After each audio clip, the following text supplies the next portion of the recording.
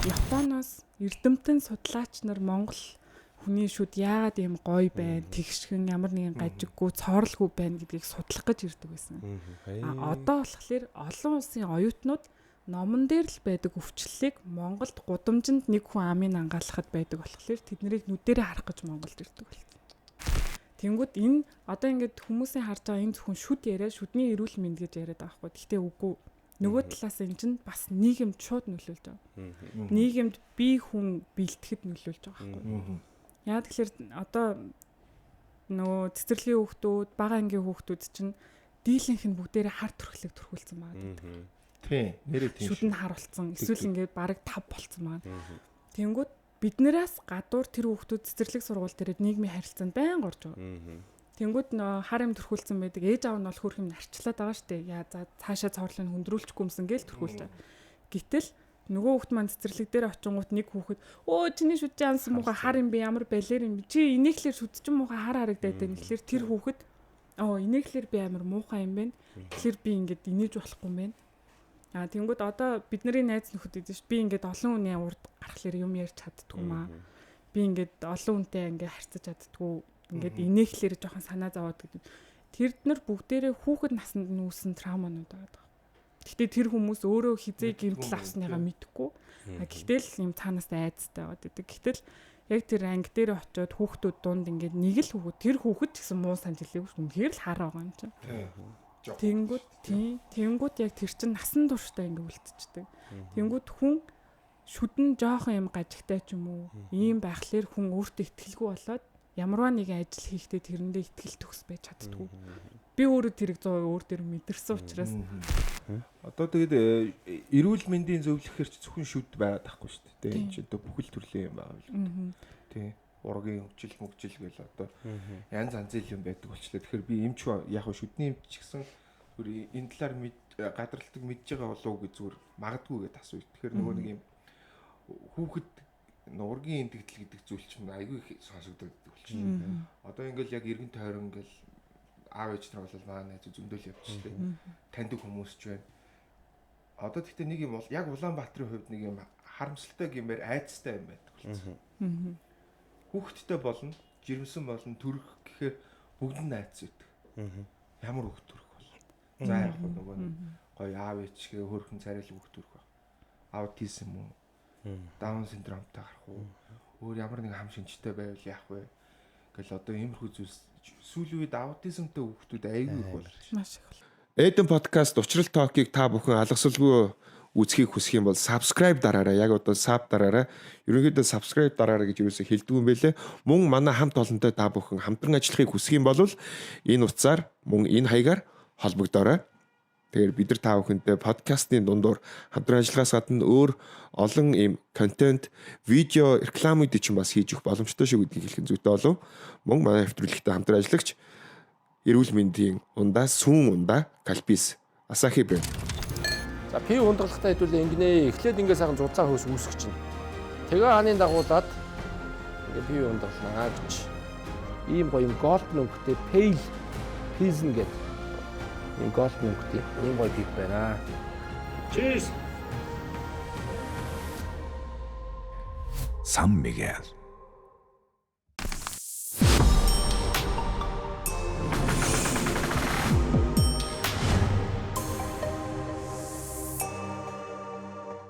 Сайн байцгаана та бүхэндээ өглөө өдөр оройн мэндийг хүргэе. Өнөөдрийн Эдэн подкаст авахынд учрал очроо хөтлж байгаагаар хүргэж байна. Тэгээ өнөөдрийн манай зочин бол сүүлийн үед бас шинэ нэр аваад байна тий. Шүдний дагна гэдэг. Яг сүүлийн үед ч биш л дээ. Ер нь л шүдний эмч чинь баг миний мэдхийн 10 хэдэн жил шүдний эмч хийж байгаа. Тий. Тэгээ сүүлийн үед яг шүдний дагна гэх бүр юм дархлагдчихлаа л да. Тий. Жүжигчин, мис, одоо шүдний эмч, одоо нийгмийн одоо хариуцлагатай юм иргэн эмч одоо тэгээ ерөнхийлөгч одоо сүүлд бол ерөнхийлөгчийн зөвлөх эмч гэж хэлж болно тий. Тэгээ ийм хүн басан байгаа энэ бүсгүй хөрөлцөн ирсэн байна мундаг бүсгүй бадам цэцэг. Нэрээ яасан мундаг юм бэ тий. Ямар их юм бэ? Жүжигчин, шүдний эмч, мис. Ямар их амжилт юм бэ нэрээ. Гэтэ яг энэ гол амжилсан юм шүдний эмчил байгаа ш. Тийм үү. Тийм тэрнээс Гэхдээ мэрэгжлийн жүжигчин гэж явах юм уу? үгүй. Үгүй. Эхлээд мисс болоод. Үгүй эхлээд хэцүү ангид тоглоод. За. Хэцүү ангид 2008 онд шалгаруулалт нь эхлээд 9 онд цацагдчихсэн. Тэгэхэд чинь би 15 настай. 10 жилийн дөнгөж 8 9 дугаар хөгжсөн. Тэгэл тэрний дараа тэр мист орсон явдал маань өстө санамсаргүй байсан байна. За. Ээж наваа ингээд чи айтайхан алхаж гიშгэд сураа эмэгтэй хүн эмэгтэй хүүхэд би нөгөө жоохон амар майг тэг хөлөндөө би тэгэлдэж үнэхээр ундаг тийм хүн байсан байна. Тэгж хараад байгаа шүү дээ. За. Тэгээд ээж наваа тэр Азийн модель агентлаг гэдэг агентлагт оруулаад яг ороод хэдхэн он жисэн ч өө Miss Mongolia гэдэг юм тэмцээн болж байгаа ороод үзээ ер нь цаашдаа би чамайг оруулнаа гэд. Тэгээ одоо Сотё багш маань тэгээ орсон чинь 2 дугаар байранд Miss Батцэг гэл. 1-р байранд Miss Батцэг гэл дахиад өө 1-2-ыг авчдсан бах таа гэж бодчихсон чинь нэрийг буруулсан Бадам Цэцэг гэв. 1-р байранд. Тийм 1-р байранд. Тэгээ ээж маань хүртэл гайхчихсан. Чи болчихоо. Одоо чи юу гэдэг. Нэрнгэсээ бүр яг тэгэж асуусан. Чи болчихоо юм уу? Дөрүүлчихөө юм уу? Тэгээ амар санамсаргүй. Тэгэд яг Монголын 2010 оны Miss болсон ч гэсэн тэрнээс хойш тэгж загвараар ч юм уу Miss-ээр бол яваагүй. 2010 оны Монголын Miss болчоод тэгээд нөгөө гадагшаа авсан юм уу? Явсан. Гадагсан тий. Гадагшаа Miss International гэдэг тэмцээн явсан. Дэлхийд 3-т ордог. Тэгээд 76 орны бүсгүүчүүд оролцож байхаас шилдэг 15, тэгээд Miss Active үргэлжлүүлээ. Баацартай тий ямар амар. 15 орно гэдэг чинь бүр амар. Амар үстэй. Сүүл чинь нэг манад ордог хөгжин шилдэг 50 билүү 40 лөө. Тэгсэн тий. Юу 15 гэдэг чинь бүр амар юм шүү. Би яагаад мисээ ер нь хөөгөөгүй юм? Чи амар юм шүү бүр. Би яг тийм яг миний уг хүн тийм биш байхгүй. Нэг юм өөрийгөө гоёлж ганглаал ингээл тэгээд явах. Ер нь бол жоохон иршүүд талтай. Тийм болохоор надад нэг тийм бусад таалагдах гэж хичээх надад амар төвхтэй санагддаг. Ядраа тэгэл нөгөө бүр яг төвд байгаа л тий. Тийм. Тэгээд дараагийн нэг нөлөөсөн юм нь хүмүүсийн хил ам амар нөлөөсөн. Тэр Miss International-д явхад ч гэсэн би 16 настай байсан. Тэгээд насаа нэмж явж байгаа. Тэгэл би барыг тэнцээ бүх охтод Шанхай цуглараа л яж хат. Йоо би энэ буудалтаа зүгээр цэвэрлэгч болоо үлдчихтэй юм уу? Тийм юм бодоод бэжсэн. Тэгээд хүмүүсийн хил амнаас болоод яг тухайн үеийн өсвөр насны хүүхэд одоо ингэ бодхолоор амар одоо амиа орлох тухай би бүр тэр үед бодож байсан. Яагаад би ингэж ямар ч буруу юм хийгээг байхад хүмүүс намайг ингэж амар бүлээдээд байгаа юм бэ гэх бүр. Тэгээ нэг юм тухайд нөгөө Могуул гэдэг нэг юм Монголын өгсөрсөн ноутбук гарч ирсэн шүү дээ. Тийм тэрийг надад ээж авч өгсөн. Тэрэн дээр би ингэж өхмээрэн тэгээд би хүмүүс намайг ингээд яагаад ингээд тавыг би ойлгохгүй байна би амьдрмааргүй байна гэд. Тийм битсэн байсан чи ээж маань олж уншаад тэгээ ээж бүр амар уйлжсэн баг. Би чамайг бүрэн бүтэн ингээд төрүүлсэн өдий болтол өсгцэн байхаа чи юу дутлаа гэж ингээд намайг орхиод явах гэдэг юм бэ. Тэгэл ингээд ухаарсан гэх юм уу. Бас нэг төрлийн юм хүнд юм ачаа болж исэн юм шүү дээ байна тий. Энэ дээр бас бүгд биш л баг л та. Гэтэ би тэгж бод. Хүүхдийг бүр багаас нь. Гэтэ яг тодорхой хэмжээнд арай том болцсон л байсан байна л да. Ер нь бүр багаас нь олон нийтийн нэг юм дунд байх тийм нэг таатай зүйл гэж би бас бодохгүй байна. Тийм. Тэгэхээр бүр багаасаа ингээл гадны жишгүүдийг харсан ч гэсэн яг success хүмүүсэндээ байгаа л да. Гэхдээ ингээл бүр багаасаа од болсон хүмүүс дандаа ихэнх нь уналтанд орж идэг том болохоор тийм. Тиймэрхүү зүйлс бас их байдгаа. За амар юм байдаг үл те. Тэгээ кинон тоглоод Miss болоод. Киноны хувьд бол би энийг бол азтай гэж боддог. Яагаад тэгэхээр яг өсвөр наснаасаа эхлээд би урлагаар хүмүүжсэн байхгүй бас. Яг урлагийн ах эгчнэр дунд ороод яг урлаг гэж юу вэ, мэдрэмж гэж юу вэ гэдэг талыг яг нөгөө номын дуугийн сонсоогүй ч гэсэн яг амьдрал дээр тэр хүмүүсээс суралцаа явсан болохоор бас одоо тэр манад бас маш их хэрэг болж байна. Гэтэ хүүхдийн ордон мордонд бол байгаагүй үстэй. Юуроосоо тийм байна. За ингээд Miss за ингээд урлагаар ингээд ерөнхийдөө бол нэг өөрөө зам нь өөрөө олно гэдэг шиг тийм болоод ирсэн биз дээ. Ер нь ямархуу ийм хобби одоо ямархуу хүүхэд байсан юм бэ? Анги хамт олондоо ч юм уу. Анги 10 жилдээ байхдаа бол би өстө үнэхээр даруухан. Тийм үү. Тэгээ ингээд форумд юу байна бүгдийг өмсдөг. Өмөд, юбг, цагаан цамд, жилетэг, пижак ингээ бүгдийг өмсчихдээ тэгээ ингээд нүдээ жартаатал ингээ хошоо ингээ үсээ боочдаг. боочдаг. Тэгээд ингээд нэг амар урд цойлоод гардггүй, нэг амар арт хоцроо явдггүй, нэг юм байгаа байхгүй мэддэгдгүй тийм яг л тийм л Том биетэй. том биетэй тийм. Тий. Манай ангийн хүүхдүүд ээж аамдар нь багштай андуурдаг тийм л. Тэгээ маш тайван. Нэг тийм хүүхдүүд нэр байдаг шүү. Чи метр хэдтэй байна? Би 72. Оо за. Одоо л намханд ордог л. Тэрнээс яг 10 жил бол амар өндөр.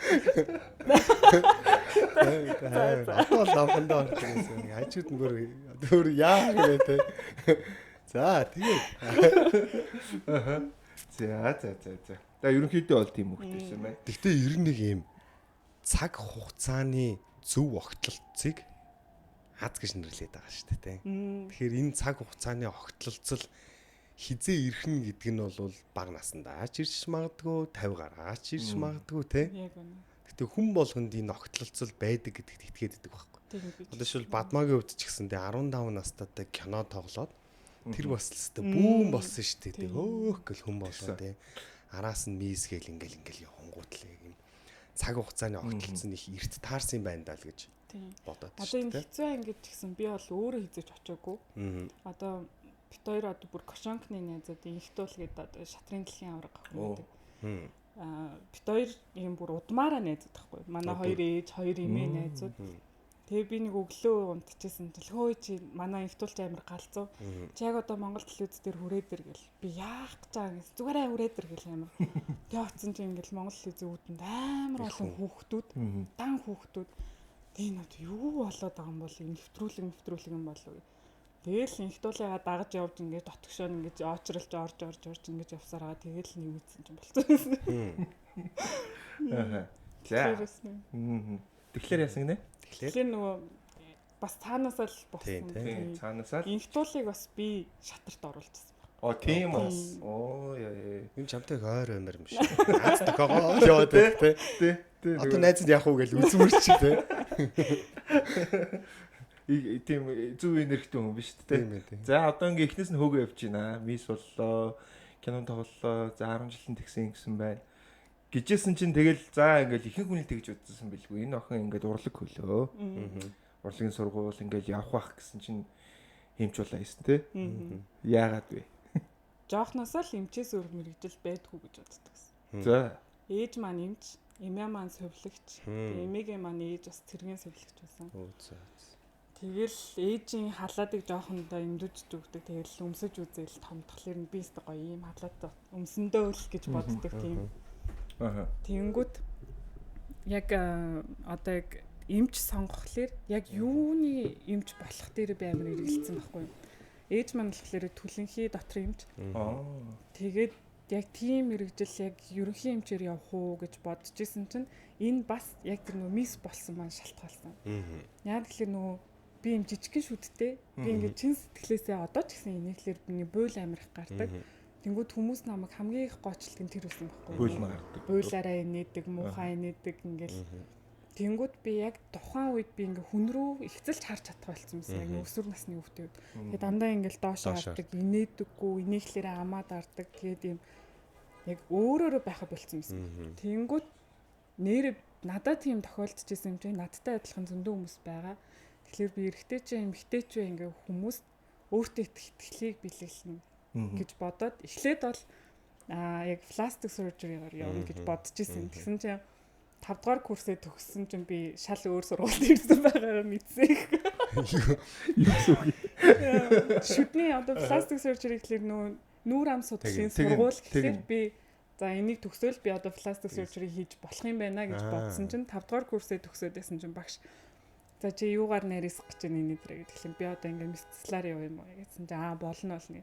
Тэгээ би гоо сайхны мисцлаар гэсэн чинь хүүе минийх үү ерөнхий мисцлаар төгсөн шүү дээ чи юу хийж байгаа юм бэ?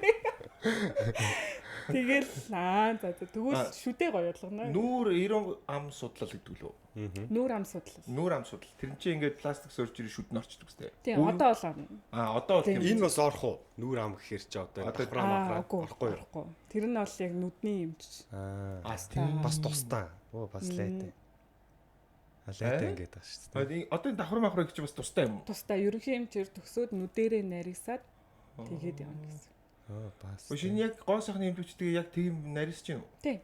Гоо сайхны эмнэлгүүд, месидэг эмнэлгүүд бол бүгдээрээ л яг нүднийх гээ тустай авах юм байна тий. Гоо сайхны мэс засалж явчихдаг. Тэгжиж бас нэг тусгаач өвшөөрөлөд авдаг байлгүй Тийм яриач. мэс заслаар төгсчээж. Тийм болсон юм да. Тийм тэгээд айгүй их нөгөө нэг юм шүдний миний би санаж байгаагаар нэг фэйсбүүкний тэр үеэс юу н харагдаж идэг байсан байна. Хэцүү анги охин шүдний эмч боллоо гэдэг хэлчихэж 2013 4 он уу? 10 онд их сургуульд орчихсон. Тийм үү. Хизээнээс нэмч боллоо. Тэгэхээр 14 5 онд уу? Үгүй 16 онд төгссөн. Тийм үү. Тэгээд ер нь тэгэл төгсөнгүүтээ шууд шүдний эмч болсон гэхээр хаана ажилласан юм? Төгсөнгүүтээ шууд гимтэл дээр орхон эмчийн удирдлаганд ор. Яг нөө мэс засалч гэдэг нэг юу байгаад исэн надаа. Тийм мэс засалчаараа үргэлжлүүлээд резидентээ хийгээд явна гэж бодож исэн бол надаа амар хүнд исэн. Яг ингээл гэхдээ яг тэр гимтэлд байх хугацаанд бол бүр эмчнэрийг би бүр ингээд амар өрөвдсөн. Чи тэр ажлын нөхцөл байдлыг яриад байна уу? Нөхцөл байдал. Тэгэл амар их ачаалтай. Тэгэл хүн алдахлаар яг алуурч юм шиг харьцдаг. Уул нь бол чадах бүх юмаа хийгээ гарч ирж байгаа. Тэгэл яг тэр болгон стрессийг би бол дааж чадахгүй юм байна гэж шантраал. За би яг шүдэрээ явах хэрэгтэй хүн юм байна. Тэр маань гимтэл бүр амар тест. Миний хамгийн очих дургүй газар гимтэл амар юм. Үнэхээр амар. Энд тэнд ингээл өөлөө майлаатай. Яаваа чи яах гэж ингүй гэл нэг их ч уйлаад аль хөл гар нэгцэн хүмүүс орж ирэлсэн. Амар дарамттай газар. Гимтэл рүү ингээ өглөө болон орохдоо яг юм гимтлийн хаалгын босхыг даваал нэг хөл гიშгэд тэр хөл хугарах гэж байгаа юм шиг санагддаг шүү дээ. Үгүй амар газар. Бүр юм дотроо ингээл чангараатай л ордог. Цаанаас эвгүй шүү дээ. Эвгүй. Хамгийн ор дургүй газар. Тинжээ байгаа эмчнэр үнэхээр л эмч болохын тулд төрсэн хүмүүс л. Тийм тий. Гимтлийн эмчнэр бол мундаг гэдэг юм л шүү. Тий. За тэгснэ тэгээ шүдний эмч. Тий. Тэгээд шүдний эмчээрээ ажиллаад хамгийн анх бол гунгаа гэд эмнэлэгт ажиллаж байсан. Хувийн эмнэлэг. Хувийн эмнэлэг. Тэгээд гунгаа эмнэлэгтээ бас 2 жил ажиллаад, тэгээд Family Dent эмнэлэгт бас 3 жил ажиллаад. Тэгээд Libutic ингээд авсан. Тэгээ ерөнхийдөө одоо бол яг 9 жил, одоо 10 дахь жил рүү орж. Мөнгөн завыг хойно өдөх ямар эмнэлэг үлээ? Family Dent. Тийм үү. Би яг машины тавьчих яг цонхон дагуур налахдаг байсан баг. Ингээ ахаар байж нөөтч шүдэ огцсон байж нүглөө болох. Харагддаг гэсэн. Яг манай офс ч бас ингээд офс яг мөнгөн завьд идэг гэсэн. Тэгээ яг тэнд машина тавьчаал ингээ харангалөө. ухамдсан. Шүдэ огцсон ч гэсэн. Дандаа хувийн эмнэлэг юм уу? Тий, дандаа хувийн. За одоо дөнгөж шүдний эрүүл мэндийн ярил л та. За монголчуудын шүдний эрүүл мэнд. Аимшигтай. Маш муу. Юу маш муу гэж хэл бүр Монгол улсын аюулгүй байдал занал хийх хэмжээнд байгаа. Өнөөдрийн байдал. Өнөөдрийн байдал. За. Яагаад гэж юм гэхээр одоо сая эрүүл мэндийн яамнаас нөгөө 6 насны эрт дэлгэрүүлэг гэж явсан. Тэрэн дээр нүд, шүд, хараа үзэж байгаа, зүрх 3-ыг үзэж байгаа. Гэтэл шүдэн дээр 95% өвчлөлтэй гарсан. За тэнгууд энэ зөвхөн 6 настай хүүхдүүд. Энэ 6 настай хүүхдүүдийн 95% өвчлөлтэй байгаа юм чинь энэ 6 настай хүүхдүүд 20 жилийн дараа 26 настай болно. Яг одоо ажил хөдөлмөр хийх, эрхлэх ийм насн дээр очиход бүгдээрээ эмнэлэгт очирлоо. Яагаад тэгэхээр бүх өвчтний эхлэл амны үндээс үүдэлтэй байдаг. Одоо энэ нөгөө нэг зүрхний өвчин, за яг амны хүндийд үүсдэг бактериудаас нөгөө нэг дагалдах өвчнүүд үүсдэг. Японы анагаахын сургуулийн судалгаа гэдэг байхгүй юу? Тэр нь болохоор зүрхний шигдээсээр нас орсон хүнийг задлан шинжилгээ хийгээд үзэхэд тухайн одоо нөгөө судас одоо ингээл юу яаж тэр хэсгийг үзэхэд амны хүндийд л үүсдэг Streptococcus байсан. За тэр нь бактери. Тэр зөвхөн амны хүндийд л үүсэх боломжтой. Өөр газар үүсэхгүй. Тэгэхээр одоо яг энэ байдлаараа байх юм бол 20 жилийн дараа за 15 жил гээд бодоход ердөөсөө эрүүл хүн бараг байхгүй. Бүгд л ямарваа нэгэн өвчлөлтэй, бөөрийн дутагдaltaй, за тархины цус харвалт өгсөн ч юм уу, эсвэл зүрх нь хаагдсан, за тэгэл улаан олоо, цагаан олоо, ходоод, нөхөр чөхөн хавдрууд гэл бүх юмнууд ерөнхийдөө үүсэж байгаа байхгүй. 200 гаруй төрлийн өвч үүсдэг. Тэгэхээр энэ дэлхийд дахинд амны хүндийн эрүүл мэнд ямар чухал вэ гэдгийг бол ойлгоцсон байгаа. Монгол улсын хувьд бол одоо хараахан ойлгож чадахгүй байгаа. Өвчлөл их байгаад байна, халдварт бус өвчин их байгаад байна гэдэг байгаа. Гэхдээ гол шалтгаан нь юу вэ гэдгийг өрдөөсөн ингээд. Одоо хүмүүс маань ойлгож чадахгүй. Тийм. Эдэн подкастын хамтран ажиллагч Mosel Mongolia арьсаа чигшүүлж, залуужуулж, эрүүлжүүлэх цогц гоо сайхан арьс арчилгааны бүтээгдэхүүн. Арьсаа арчлаад будгаа нэмгэл Mosel Mongolia. Зөвхөн Монгол хүний арьсанд тохируулан бүтээв. Тэгэхээр нэн тэргуунд энэ чинь шүднээс болоод шүдний эрүүл мэнд, амны үндийн эрүүл мэнд гэдэг чинь хамгийн чухал байна гэдгийг бид харж шүү дээ. Өнөөдрийн үед бол 95%. Тэгэхээр эн чинь 10 жилийн өмнө, 20 жилийн өмнө ямар байсан бэ гэдэг чинь баруун 110 байсан юм шүү. Эсвэл одоо сайн байж одоо бүр муудаад байна уу? Бид нарыг оюутан байхад ингэдэг гэсэн Японоос эрдэмтэн судлаач нар Монгол хүний шүд яагаад ийм гоё байна, тэгшгэн ямар нэгэн гажиггүй, цоорлгүй байна гэдгийг судлах гэж ирдэг байсан. Одоо болохоор олон улсын оюутнууд номон дээр л байдаг өвчлөлийг Монголд гудамжинд нэг хүн амыг ангаалахад байдаг болохоор тэднийг нүдэрээ харах гэж Монголд ирдэг болсон. Хэдэн жилийн өмнө шүдийн эрүүл гэж оюутан байхад тэгэхээр чи одоо яг оюутан байхад гэхлээр багш нар бол өөрсдийнхөө бүр яг эд үе, залуу үеийн амиг ярьж байгаа байхгүй. Тэгэхээр 90-ад он л 90-ад оны өмнө юм байна л да. 90-ад оноос шүдийг хизүүцсэн бах уу? Тийм бах. Бүгдээрээ цагаан самар идэл. Цагаан самар. 90 оноос юм байгаагүй те. Тийм байна. Гэхдээ нэрээ тийш л тэгэл. Гэхдээ одоо яагаад муудаад байна гэхээр ерөөсөл тэгтээ уг нь шүдгээ бодохоор ч амар энгийн зүйл байгаа байхгүй. Яаж хамгаалах юм гэхээр зүгээр л угаах л байгаа. Хоол идэл угаа.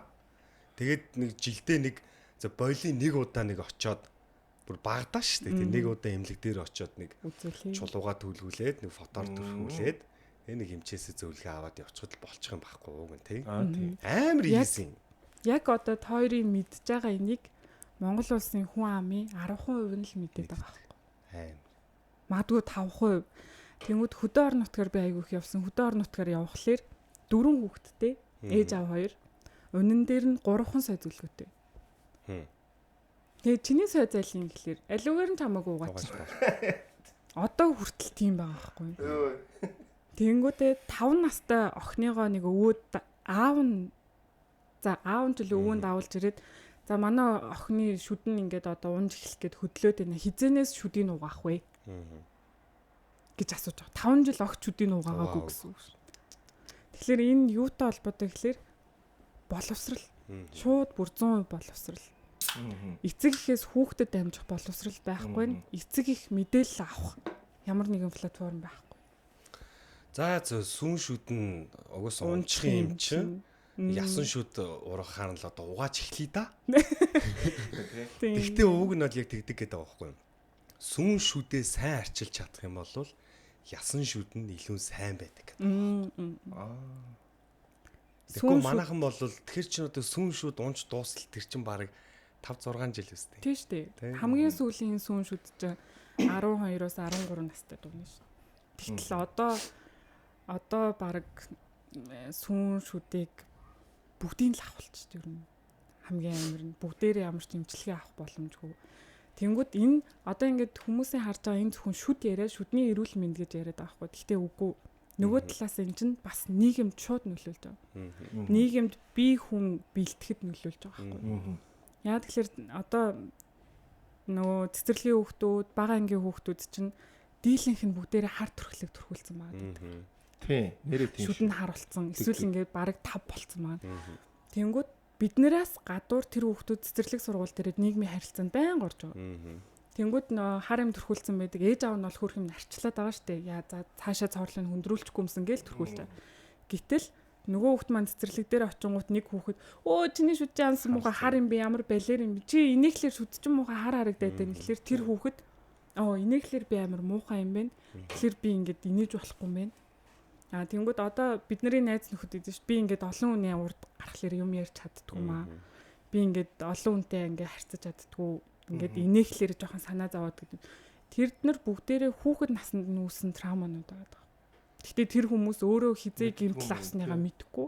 Гэхдээ л юм цаанаас айцтай байгаад байдаг. Гэтэл яг тэр анги дээр очиод хүүхдүүд дунд ингээд нэг л хүүхэд тэр хүүхэд гэсэн муу санд хэлээгүй шүү. Үнэхээр л хар байгаа юм чинь. Тэнгүүд яг тэр чин насан туршдаа ингээд үлдчихдэг. Тэнгүүд хүн шүдэн жоохон юм гажигтай ч юм уу ийм байхлаар хүн өөртөө итгэлгүй болоод ямарваа нэгэн ажил хийхдээ тэрэндээ итгэл төгс байж чаддгүй. Би өөрөө тэрийг 100% өөр дээр мэдэрсэн учраас тэнгүүд бусад эрхтний өвчлөлүүд бол ингээд даалд учраас эмчилгээл яваа л болно. Ирүүл юм шиг тий. Шүдэн дээр нэг шүд цооролтой, нэг шүд нь байхгүй, эсвэл ийм өнгөртэй ч юм уу тий. Ийм байхад хүн хизээч 100% өөртөө итгэлтэй ажил хийж чаддаг. Өөрөөс нь тэгэхээр нэг гүйцэтгэл нь бүрэн гүйцэд гарч чадахгүй. Тэгэхээр нийгэм тэр чин давхар нөгөө хүнийг стресстүүлээд байхгүй. Нэг стрессийн шалтгаан болгоод тэгэл хажуугаас нэг өөр юм стрессийн нэг шигтгээ ирэхэд тэрэнд ингэж уурлаа л ингээл. Бас нэг тэр талаас нь бас шүдийг бодож үзвэл яг нийгэмд шууд нөлөөлж байгаа гэсэн. Одоо насан турш хүмүүс ч гэсэн одоо бүр нэг ирүүнийхээ доогоор хагалгаа хийлгэсэн хүмүүс айгүй харагддаг боллоо л доо. Тийм. Яасан бэ гэхээр шүд. Бүр ингээд хүндэрсэн тий. Тэгээ баг ирүүн доороос ахуулсан юм уу яасан тэр айгүй хэцүү байгаад байдаг л тий. Тэгээ энийгээ мэдэхгүй болтлоос хүмүүс явж штт. Энийг одоо ярьж болох болов гэхгүй. Тэр ирүүн доороос гэдэг маань шүд одоо сувгийн эмчилгээ гэж ярьдаг шүү дээ. Сувгийн эмчилгээ маань яг мэдрэл өгчж явах үедээ л нөгөө шүнжэнгөө өвдлөө гэл амар завиртайгаад тэр нэг за үсрээл 3 4 хоног л үргэлжилдэг байхгүй. Тэгээд нөгөө мэдрэл маань өгчээ дуусчихлаар ямар ч мэдрэл байхгүй учраас өвдгөө болчдөг. Тэнгүүд нь хүмүүс өө зүгээр болчлоо гэх. Тэгээд тэгсээр нэ нөгөөт нь ясан дотроо идээ нийтэлээ томрол ингээл. Тэнгүүд энэ доод зай буюу энэ голтын зай гэж байдаг. Энэ голт руу идээ нэвчгэл юм бол одоо 1-р эмнэлгийн эрүүн нүрийн тасаг дээр бүгдээрээ цээжээ яруулсан ил шарахтай хүмүүс байгаа. Зөвхөн шүднээс болоод. Цээжээ яруулаад. Яруулаад тэрийг өдөр болгон цэвэрлүүлнэ. Юу ирвэ? Юу шүд вэ? Тэрөөсөө ийм хүлээж ирсэнгүй. Цээжин сүгч гэж. Тэгж идээгийн цэвэрлж тэр хүнийг гол нь тэрнээс болж амь насаа алдах тохиолдлууд маш их байна. Ганцхан том хүн биш их нялхас дээр эрүүн нүрийн тасаг дээр төлөвлөгөө таалгаа гэж болдог. Зөвхөн тэр нэг юм нөгөө одоо идээ доошоо дээшээ явснаас болоод хүүхэд насан туршийн гоо сайхны алдагталтай болж байгаа юм. Тэр нь эрүүнийхээ яснаас тайруулдаг, хоншоорынхоо яснаас тайруулдаг. Гаслаа суулж штэ. Үгүй ээ. Үнэхээр гэхдээ наа чи бүр амар юм байна тий. Зүгээр шүд цоорл за цоор дэмч ингээд орхиж өртөөсөө эзэж болохгүй.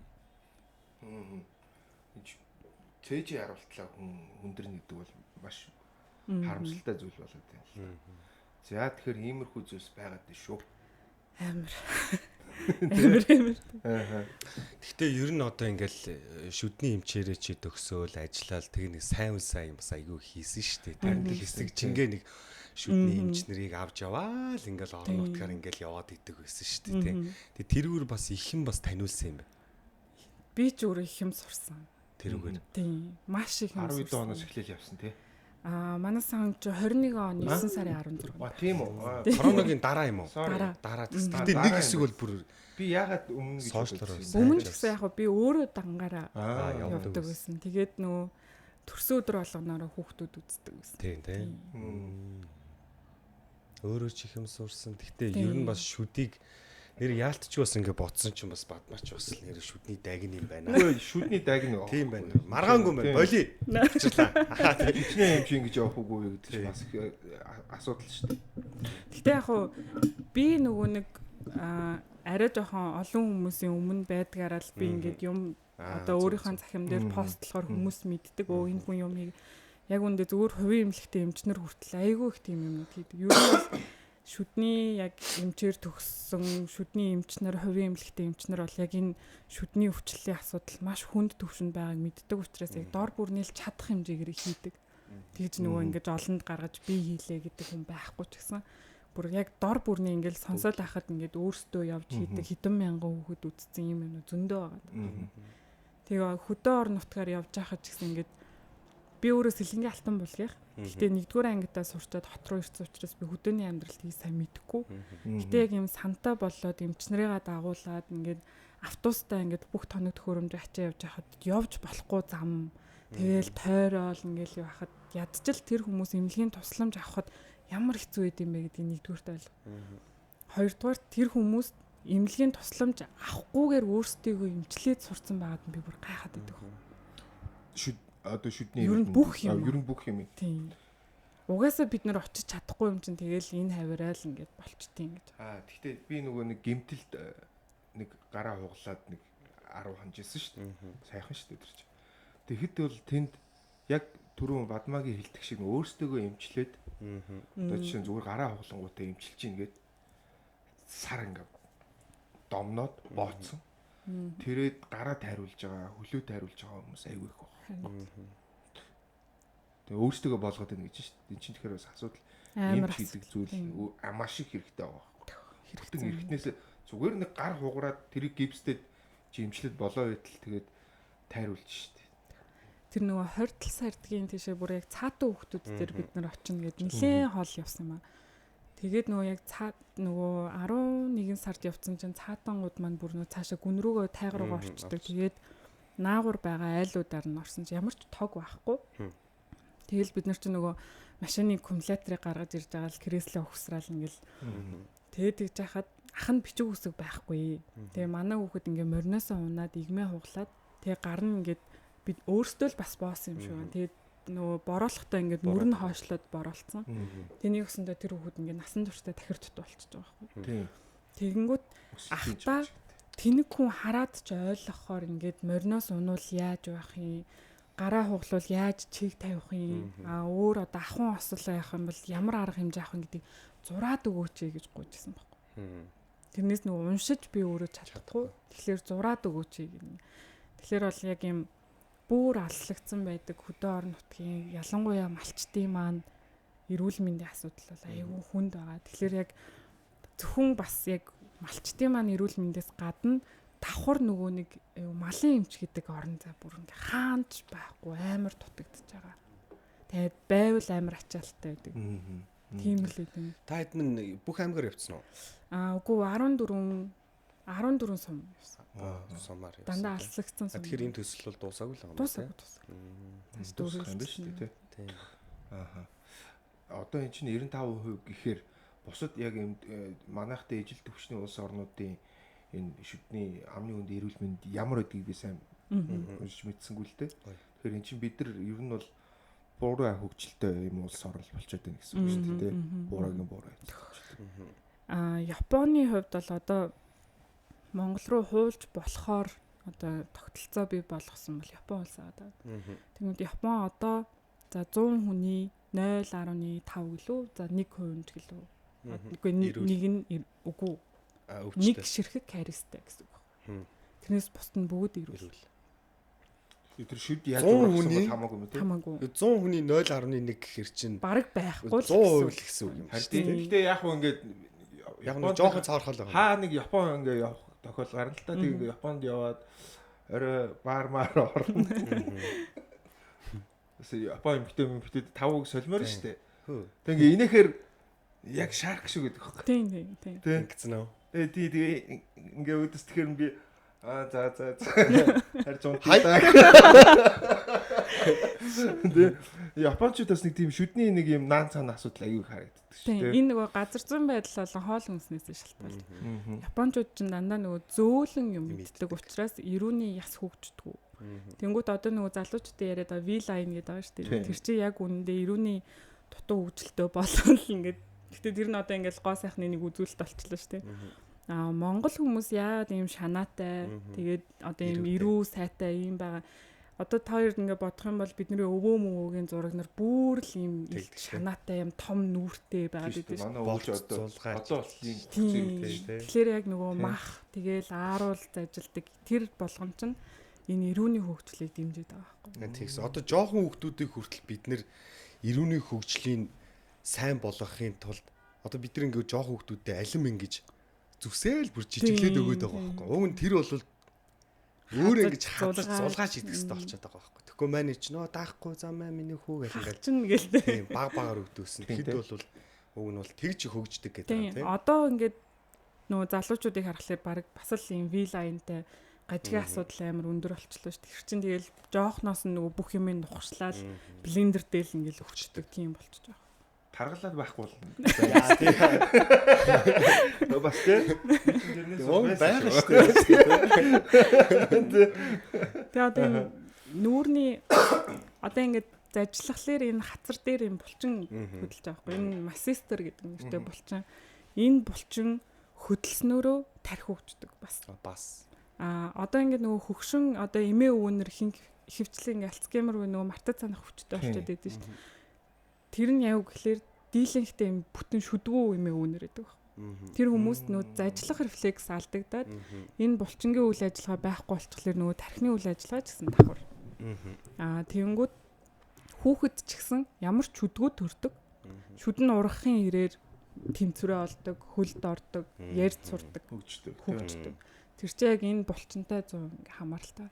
Японы бас нэг судалгаа уншиж байхад Японд нөгөө залуу үеуд шүдгүү хүн олдоогүй. Тэгээд шүдгүү хүмүүс нь хэдэн настай байсан гэхлээр шүдэ ахуулсан гэсэн үг шүү дээ. Шүдэ ахуулсан хүмүүс нь нэг 75-аас дээш настай тийм хүмүүс байсан. Тэнгүүтээ тэр хүмүүсийг тэр хүмүүс нь гэхдээ бүтэн шүдгүү биш, нэг 2 3 шүдэ ахуулсан тийм хүмүүс. Тэр хүмүүсийг бүтэн шүдтэй яг тэр насны хүмүүстэй харьцуулаад үзэхэд морфологийн хувьд ямар нэгэн тийм өөрчлөлт гараагүй ч гэсэн яг нөгөө танин мэдэх үе, суралцах, тэрийг хариуцдаг тархины зүүн хэсэгт байдаг юм жижигхэн юм хатангаршил бүр илт мэдгдсэн гэж байгаа байхгүй. Тэгэхээр тэр настай хүмүүс дээр тэгж байгаа юм чи одоо бид нэр хэдэн настай хүүхдийн шүдийг ахуулдаг билээ те. Бүр юм сүүн шүд нөө эмчилгээ авахгүй авчи.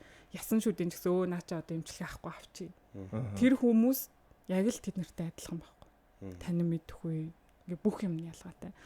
Монголд хийсэн бас судалгаан дээр бүтэн шүдтэй хүүхэд за нэг 3-аас дээш цооролтой ийм шүдтэй хүүхэд хоёрыг харьцуулаад үзэхээр нөгөө бүтэн шүдтэй хүүхэд маань биеэр арай том. Арай нэг ийм бадрун. Нөгөө нэг шүдэ ахуулсан цооролтой шүдтэй хүүхэд маань биеэр жижиг туранхай. Яг зэрэг нэг ертөнцийн 3 цээжлүүлэхээр нөгөө бүтэн шүдтэй хүүхэд маань амар хурдан цээжилчдэг. Нөгөө хүүхэд маань нэг 2 3 4 5 уншиж цээжилдэг. Вау.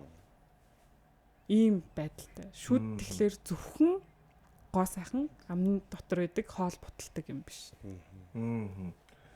Тэгэхээр юм л бол нэг хэсэг одоо гайгүй болсон л да авчих гээд шүд өвчлсөн л бол. Одоо бол тэрийг бол айлуулга авахгүй эмчлэх ёстой. Одоо ер нь бүх эмчнэр ч яг тийм юутай болсон. Гэсэн чинь одоо нөгөө нэг актараа аваад идэг шүү дээ. 5 жил. Тийм. Актараа буруу ургасан байна. Амд чинь багтахгүй байна гэд надаас чинь 2-ыг авчихсан байхгүй. Сая 2-3 жилийн өмнө авсан шүү дээ. Тэгэхээр эн чинь одоо хэр зөв шийдэл юм. Энэ хүн төрөлхтний эволюц буюу хувьсэл хөгжлийг харуулж байгаа хамгийн том зүйл. Бид нэр яг оюутан байхад актараа дахиж урахгүй гэдэг үсэн баггүй. Одоо бидний дүүнер дээр бол актараа бараг байхгүй. Байвал 2 ширхэг ч юм уу тийм байна. Одоо цаашдаа явандаа бид нарт соёо ургахаа билнэ. Нөгөө татаж зулгаах тийм юу рефлекс байхгүй болчихлоор соёо ургахаа бил. Энэ бол яг нөгөө хүн төрлөختөн яаж хувьсаж өөрчлөгдөж байгааг тод илрэл.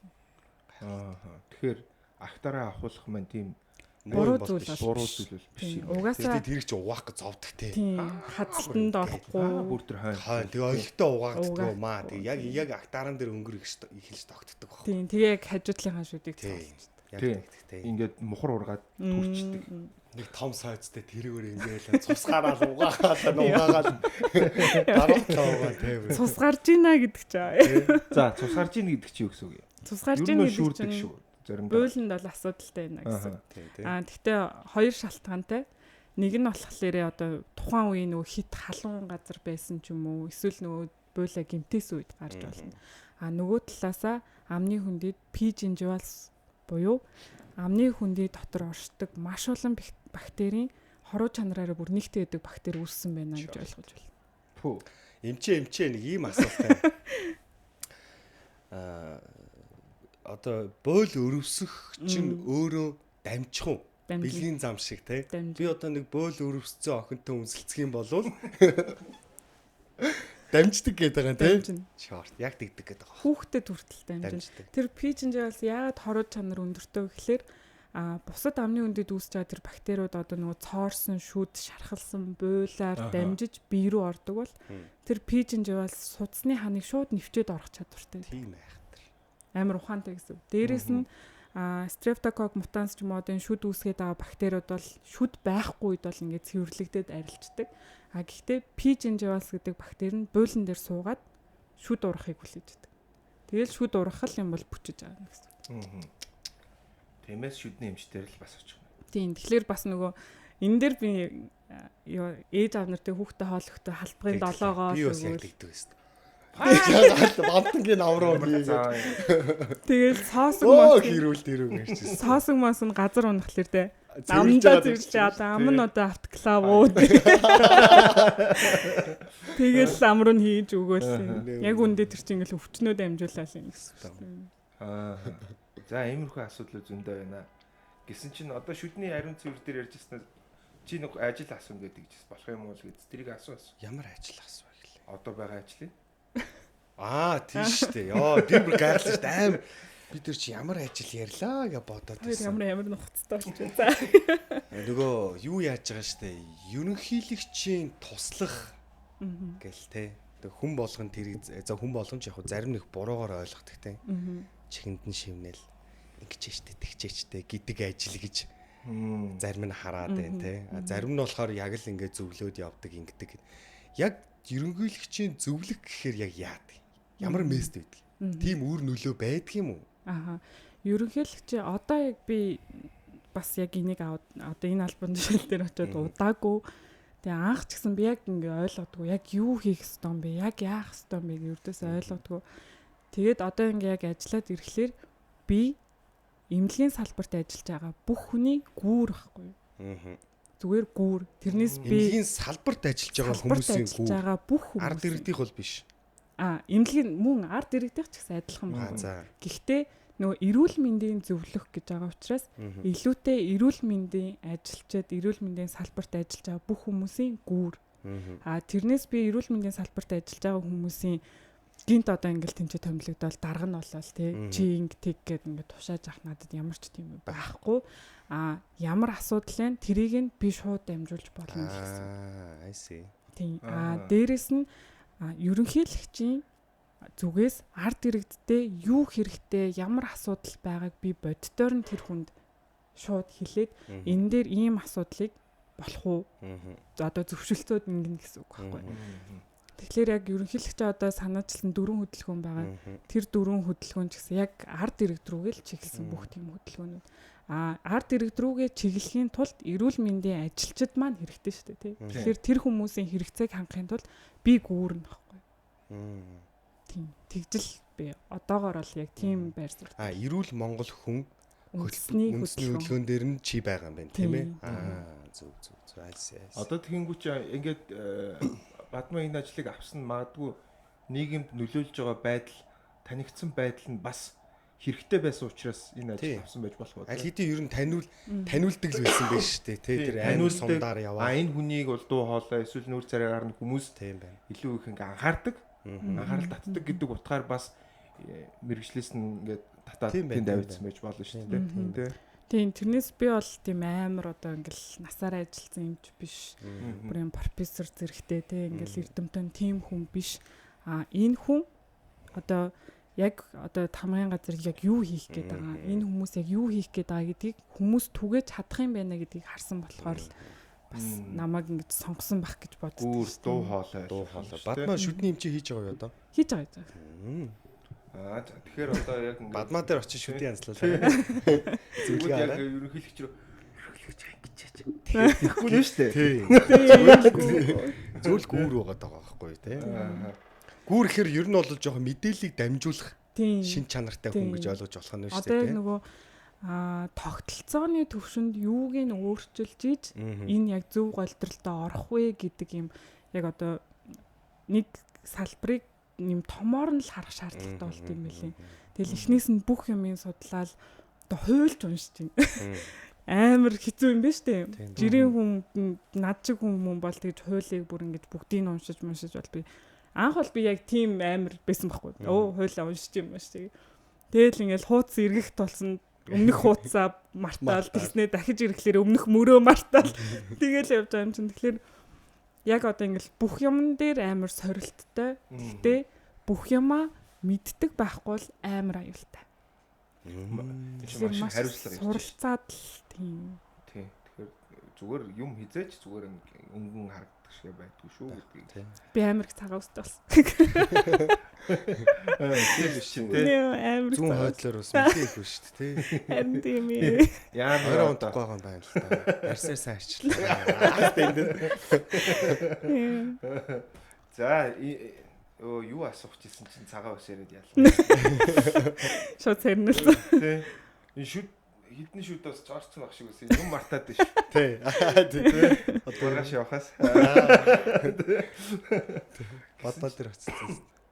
Би тэгтээ нэрээ нэг чухал юм асуучихсан. Тэгэл хэсэг рекламны дараа л уулзъя л да. Та бүхний биедээ оруулах хэрэгжилж байгаа хүнсний бүтээгдэхүүнүүд чинь хамгийн чанартай байх хэрэгтэй. Учрал Talk Eden podcast-ыг Сан Мигел шар хэрэг толилуулж байна. Тэртээ 1890 оноос төвхтэй Испаниас гаралтай энэ хүн шар хэрэг та бүхний хамгийн дотны хүмүүс, найз нөхөдтэйгээ хамтдаа тэмдэглэж байгаа баярт өдрүүдийн хамгийн гоё дурсамжуудын нэгийг бүтээх болно. Сан Мигел Учрал Talk. За пи ундралгатай хэдүүлээ ингэнэ. Эхлээд ингээ сайхан зузаан хөөс үүсгэж чинь.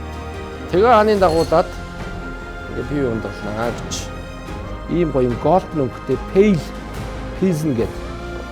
Ийм голден өнгөтэй ийм гоё пик байна. Cheers. San Miguel.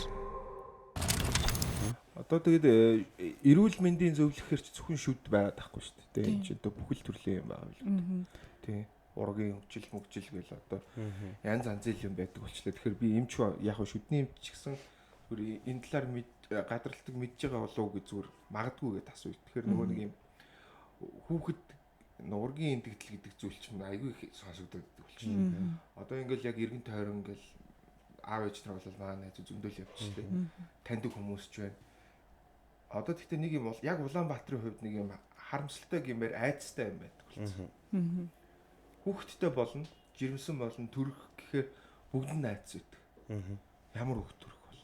За яг нөгөө гоё аав ээжгээ хөрхэн царил хүүхд төрөх баг. Аутизм юм уу? Даун синдромтой гарах уу? Өөр ямар нэг хам шинжтэй байвал яах вэ? Гэл одоо иймэрхүү зүйлс сүүлийн үед аутизмтай хүүхдүүд айгүй их болж байна. Маш их болдог. Тийм тэгэхээр ингээл найзуудын дунд хүртэл 3 хүүхэд байхад нэг нь баг байх гэдэг шүү. Тийм. Тэгэхээр эн чинь өөрөө айгүй тийм харамсалтай зүйл болоод байна. Тэгээ нөгөө хүүхдүүд нь том болж байна. За тэнгууд яг аутизмтай хүүхдийг ойлгодог нийгэм мөн үү гэдэг чинь өөрөө их асуудал болоод байна. Манай найзууд айгүй их тийм харамсаж байна, бухимдж байна. Хүүхдүүд аваа гадагшаа явж байна. Ойлгодог гэж. Тийм герман руу нь явъя, турк руу нь явъя гэж сургууль соёл руу нь явуулж хүүхдүүдийг гадуурхаж байна. Ойлгохгүй багш нь хүртэл ойлгохгүй. Тэгээ иймэрхүү зүйлс их байна. Энэ талаар ямар бодолтой вэ? Яг нөгөө эрүүл мэнд нийгмийн бодлогын зөвлөх гэж явж байгаа. Тэгэхээр яг нийгэм тал руугаа чиглэсэн бүхэл ерөнхийдөө үйл ажиллагаануудад оролцоод ингэ явж байгаа. Дээрэс нь яг энэ эрүүл Монгол хүн үндэсний хөтөлбөр гэдэг нь миний одоо яг энэ гарч одоо энэ очиод хийсэн одоо зүйл нь юу вэ гэхээр эрүүл иргэнийхээ эрүүл мэндэд рүү чиглэсэн ажлуудыг хийя. Эрүүл иргэнийхээ эрүүл мэндэд нь анхаарья. Өвчтөй байгаа иргэдийнхэн эрүүл мэндэд эрүүл мэндийн яам маань хангалттай маш сайн одоо өнөөгийн нөхцөл байдал чадхаараа л явж байгаа. Одоо нөгөө эрүүл мэндийн яамыг ингээл айгүй шүүмжилдэг. Би ч зүгээр энгийн эмч байхдаа ингээд бас л шүүмжилдэг гэсэн. Гэтэл одоо бол ингээд яг ямар процесс явагдаад байгаа, яг яагаад байгаа гэдэг нь бүр яг ингээд нөгөө хажууд нь байгаа учраас барилгын хундамыг хэдий ч нэ сайн барьж иж тэр барилга өндөр барилга болдог тийм ээ.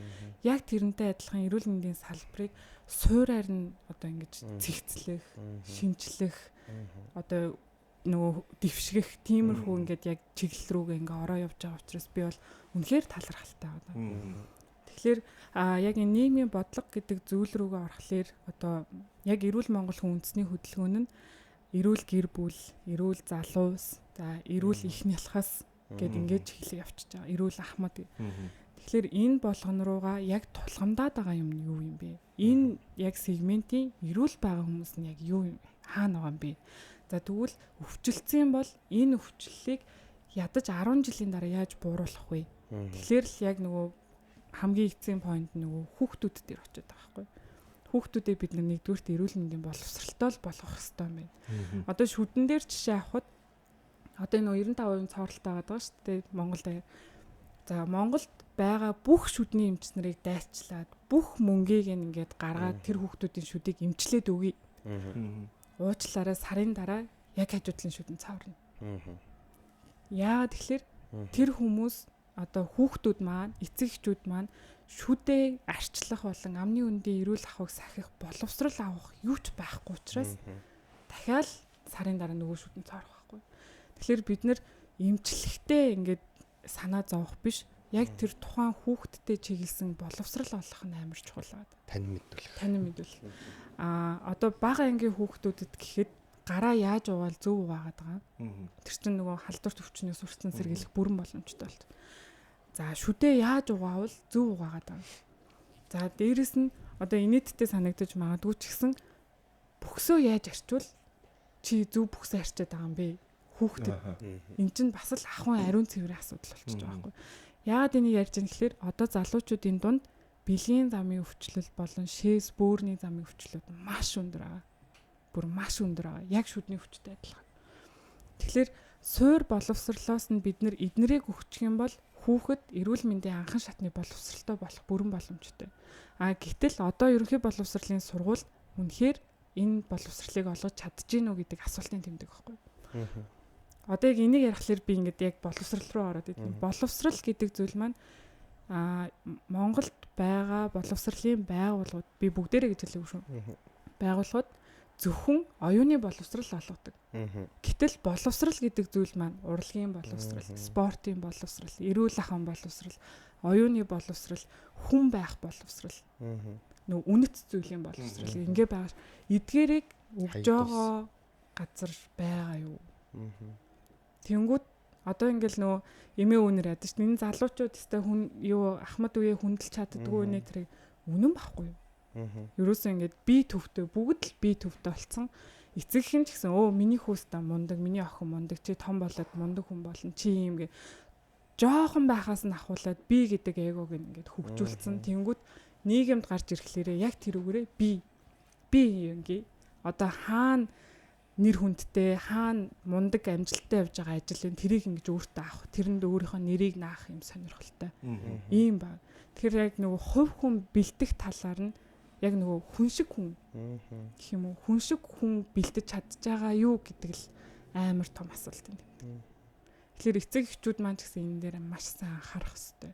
Одоо манай ээж намайг жоохон байхаас ахуулаад чи хин ч ээж болно. Гэхдээ хүнд битээ гай болоорой.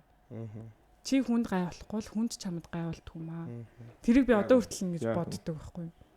Зүгээр л өөрийнхөө ямиг л хийгээ явал да тий. Зүгээр мөрөөрөө ингэ сууж байгаа хүний өмдрөө би юм асгаж тэр хүнд төвөг удах надад ямар шаардлага байхгүй. Ер нь бол одоогийн нэг юм яг тийм болчиход байгаа. Тэгээ одоо энийг ярих юм бол ингэ сэдвээсээ халиадах бай.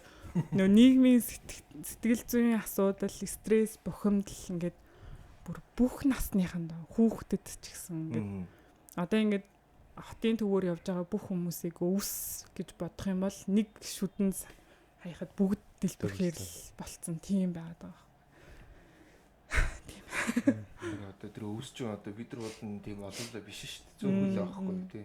Дороо фак гээл тэгэл дууссан шүү дээ. Нэг шүдэнс тавьчих шиг. Тэгэхээр нэг дор бүрний хүн шиг хүн байгаад тэгээд боловсролын байгууллагууд маань хүн шиг хүн бэлдээсэй л гэж миний үзсэн. Гэхдээ яг ингээд саяны яриан дээр сонсохоор нэрээ яг Монгол хүн гэж ямар байх ёстой юм бол гэдэг тодтгол ер нь байдаг юм болов. Яг Монгол хүн. Гэтэ бид нар яалтчгүй соёлоос хамааралтай л да тий. Нэрээ Монгол хүн гэхээр ямар байх ёстой юм бол. Нийгмийн дунд нийтлэг байдаг зүйл нь юу байгаа юм тэгвэл Монгол хүн юм байх ёстой гэдэг. Та хоёрын тархинд юм бодогдож байна. Би маань түрүүнээс хойш бодоол байна л. Харин тийм.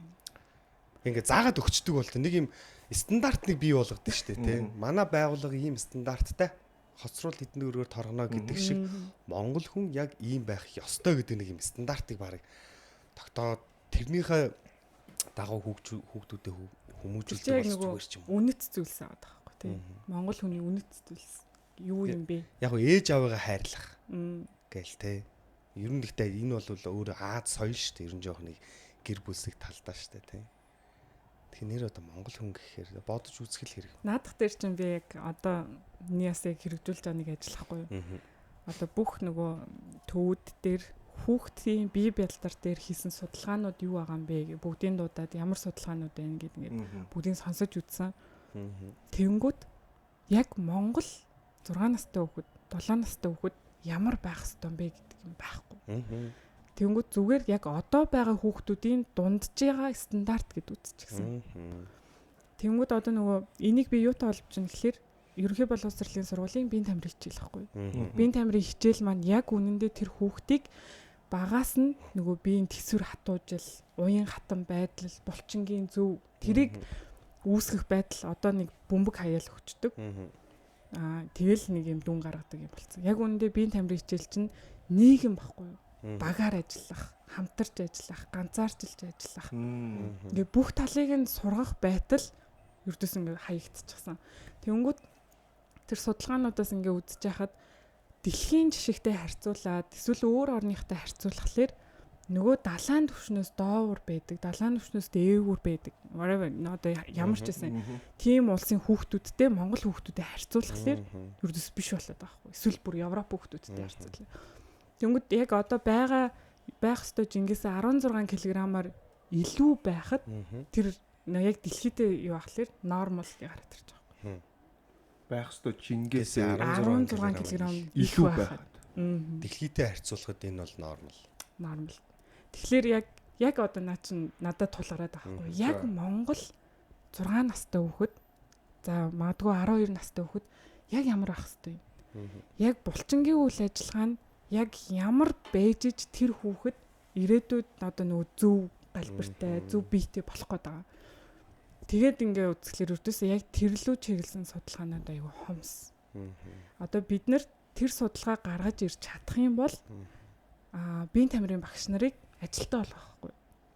Тэр одоо хүүхдийн өөрчлөлтөөр тэр багшийг үнэлдэг гэсэн. За энэ хүүхд чинь жингийн дутагдaltaй байна. Энэ хүүхэд чинь хөшинг байна. Тэр хүүхдийн сайжирж байгаагаар тэр багшийг үнэлдэг байх юм бол биеийн тамирын хичээл зөв орно гэсэн. Тэгэхгүй одоо л ингээл бөмбөг худалдаж авах, заал тойруулж гүйлгэх ингээл дуусчаад байгаа.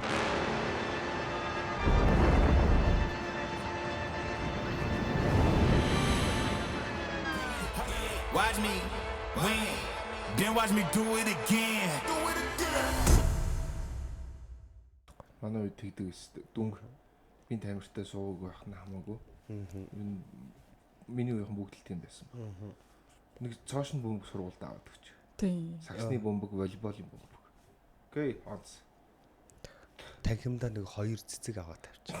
Онц. Тэгээ айгүй хэцүү шүү дээ. Одоо нэг багш нар үзэхэд. Одоо арай учиртай байхаа гэхдээ л бас тийм байж. Нэрэл Бадмагийн хэлдэг үнцүүд айгүй зүг байдаг. Багаар ажиллах нөгөө бага яаж очих уу? Багаараа хоорондоо ярилцах стратеги боловсруулах ингээл тээ. Би нэг юм асууя. Эмийн зохистой хэрэглээ гэж байгаа шүү дээ, тийм. Одоо антибиотик гэдгийг чи одоо ингээд эмчийн жороор бичиж өгдөг болчлоо, тийм. Би болох нь багтаа амар их өвддөг хүүхэд байсан байхгүй, хоолны ангийн, тийм. Тэгээ тухайн үед бол яах вэ, нэг сүртэй эмчилгээ байхгүй, ээж ав бол антибиотик шүтсэн учраас бол юм л тарьчдаг байсан бүксэн дээр. Тэгээ би ингээд бүксгүй. Йоо.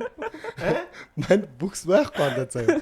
Би фитнесээр 2 жил хичээлж байна. Гэхдээ би бүксийг зүгээр үнэхээр нүддэг заяа. Хатангар шүү дээ. Байхгүй. Тэгээ би нэг ардаа шууд антибиотикийн зөксгүй хэрэглээний нэг юу гэж өөртөө дөгөндөг байхгүй. Би тийм уншижсэн санагдав. Би антибиотик миний бүксийг бүр ингээ хатаага хийсэн байгаа. Хорчил гад заяа.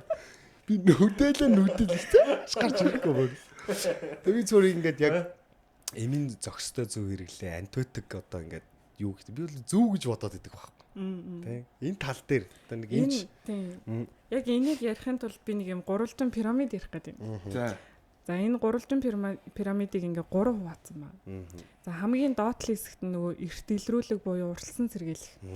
За дунд төвшин хамгийн дээдлийн нөгөө жижигхэн гурвалжинд нь болохоор бүр хүндэрсэн үед нөгөө хагалгаа хийх те ингээ тийм өвчлүүд гэж бодъё. Гэтэл Монгол улсын хувьд Энэ бүр нь уруугаар харцсан. Тийм байна. Эрт илрүүлэг уртлан сэргийлэх юм хамрагддггүй 18% л хамрагддаг. Монгол улсын хүн амын. Тэгэхэд дэлхийд болохоор 58% нь эрт илрүүлэг уртлан сэргийлэлтэд хамрагддаг. Тэнгүүд энийг харахаар нөгөө эмийн зохистой хэрэглэж байхгүй болчихж байна. Угаасаа тэгээд өвчин хүндэрсэн ийм тохиолдол маш хүнд эмнүүдийг ухаас үр арга байхгүй.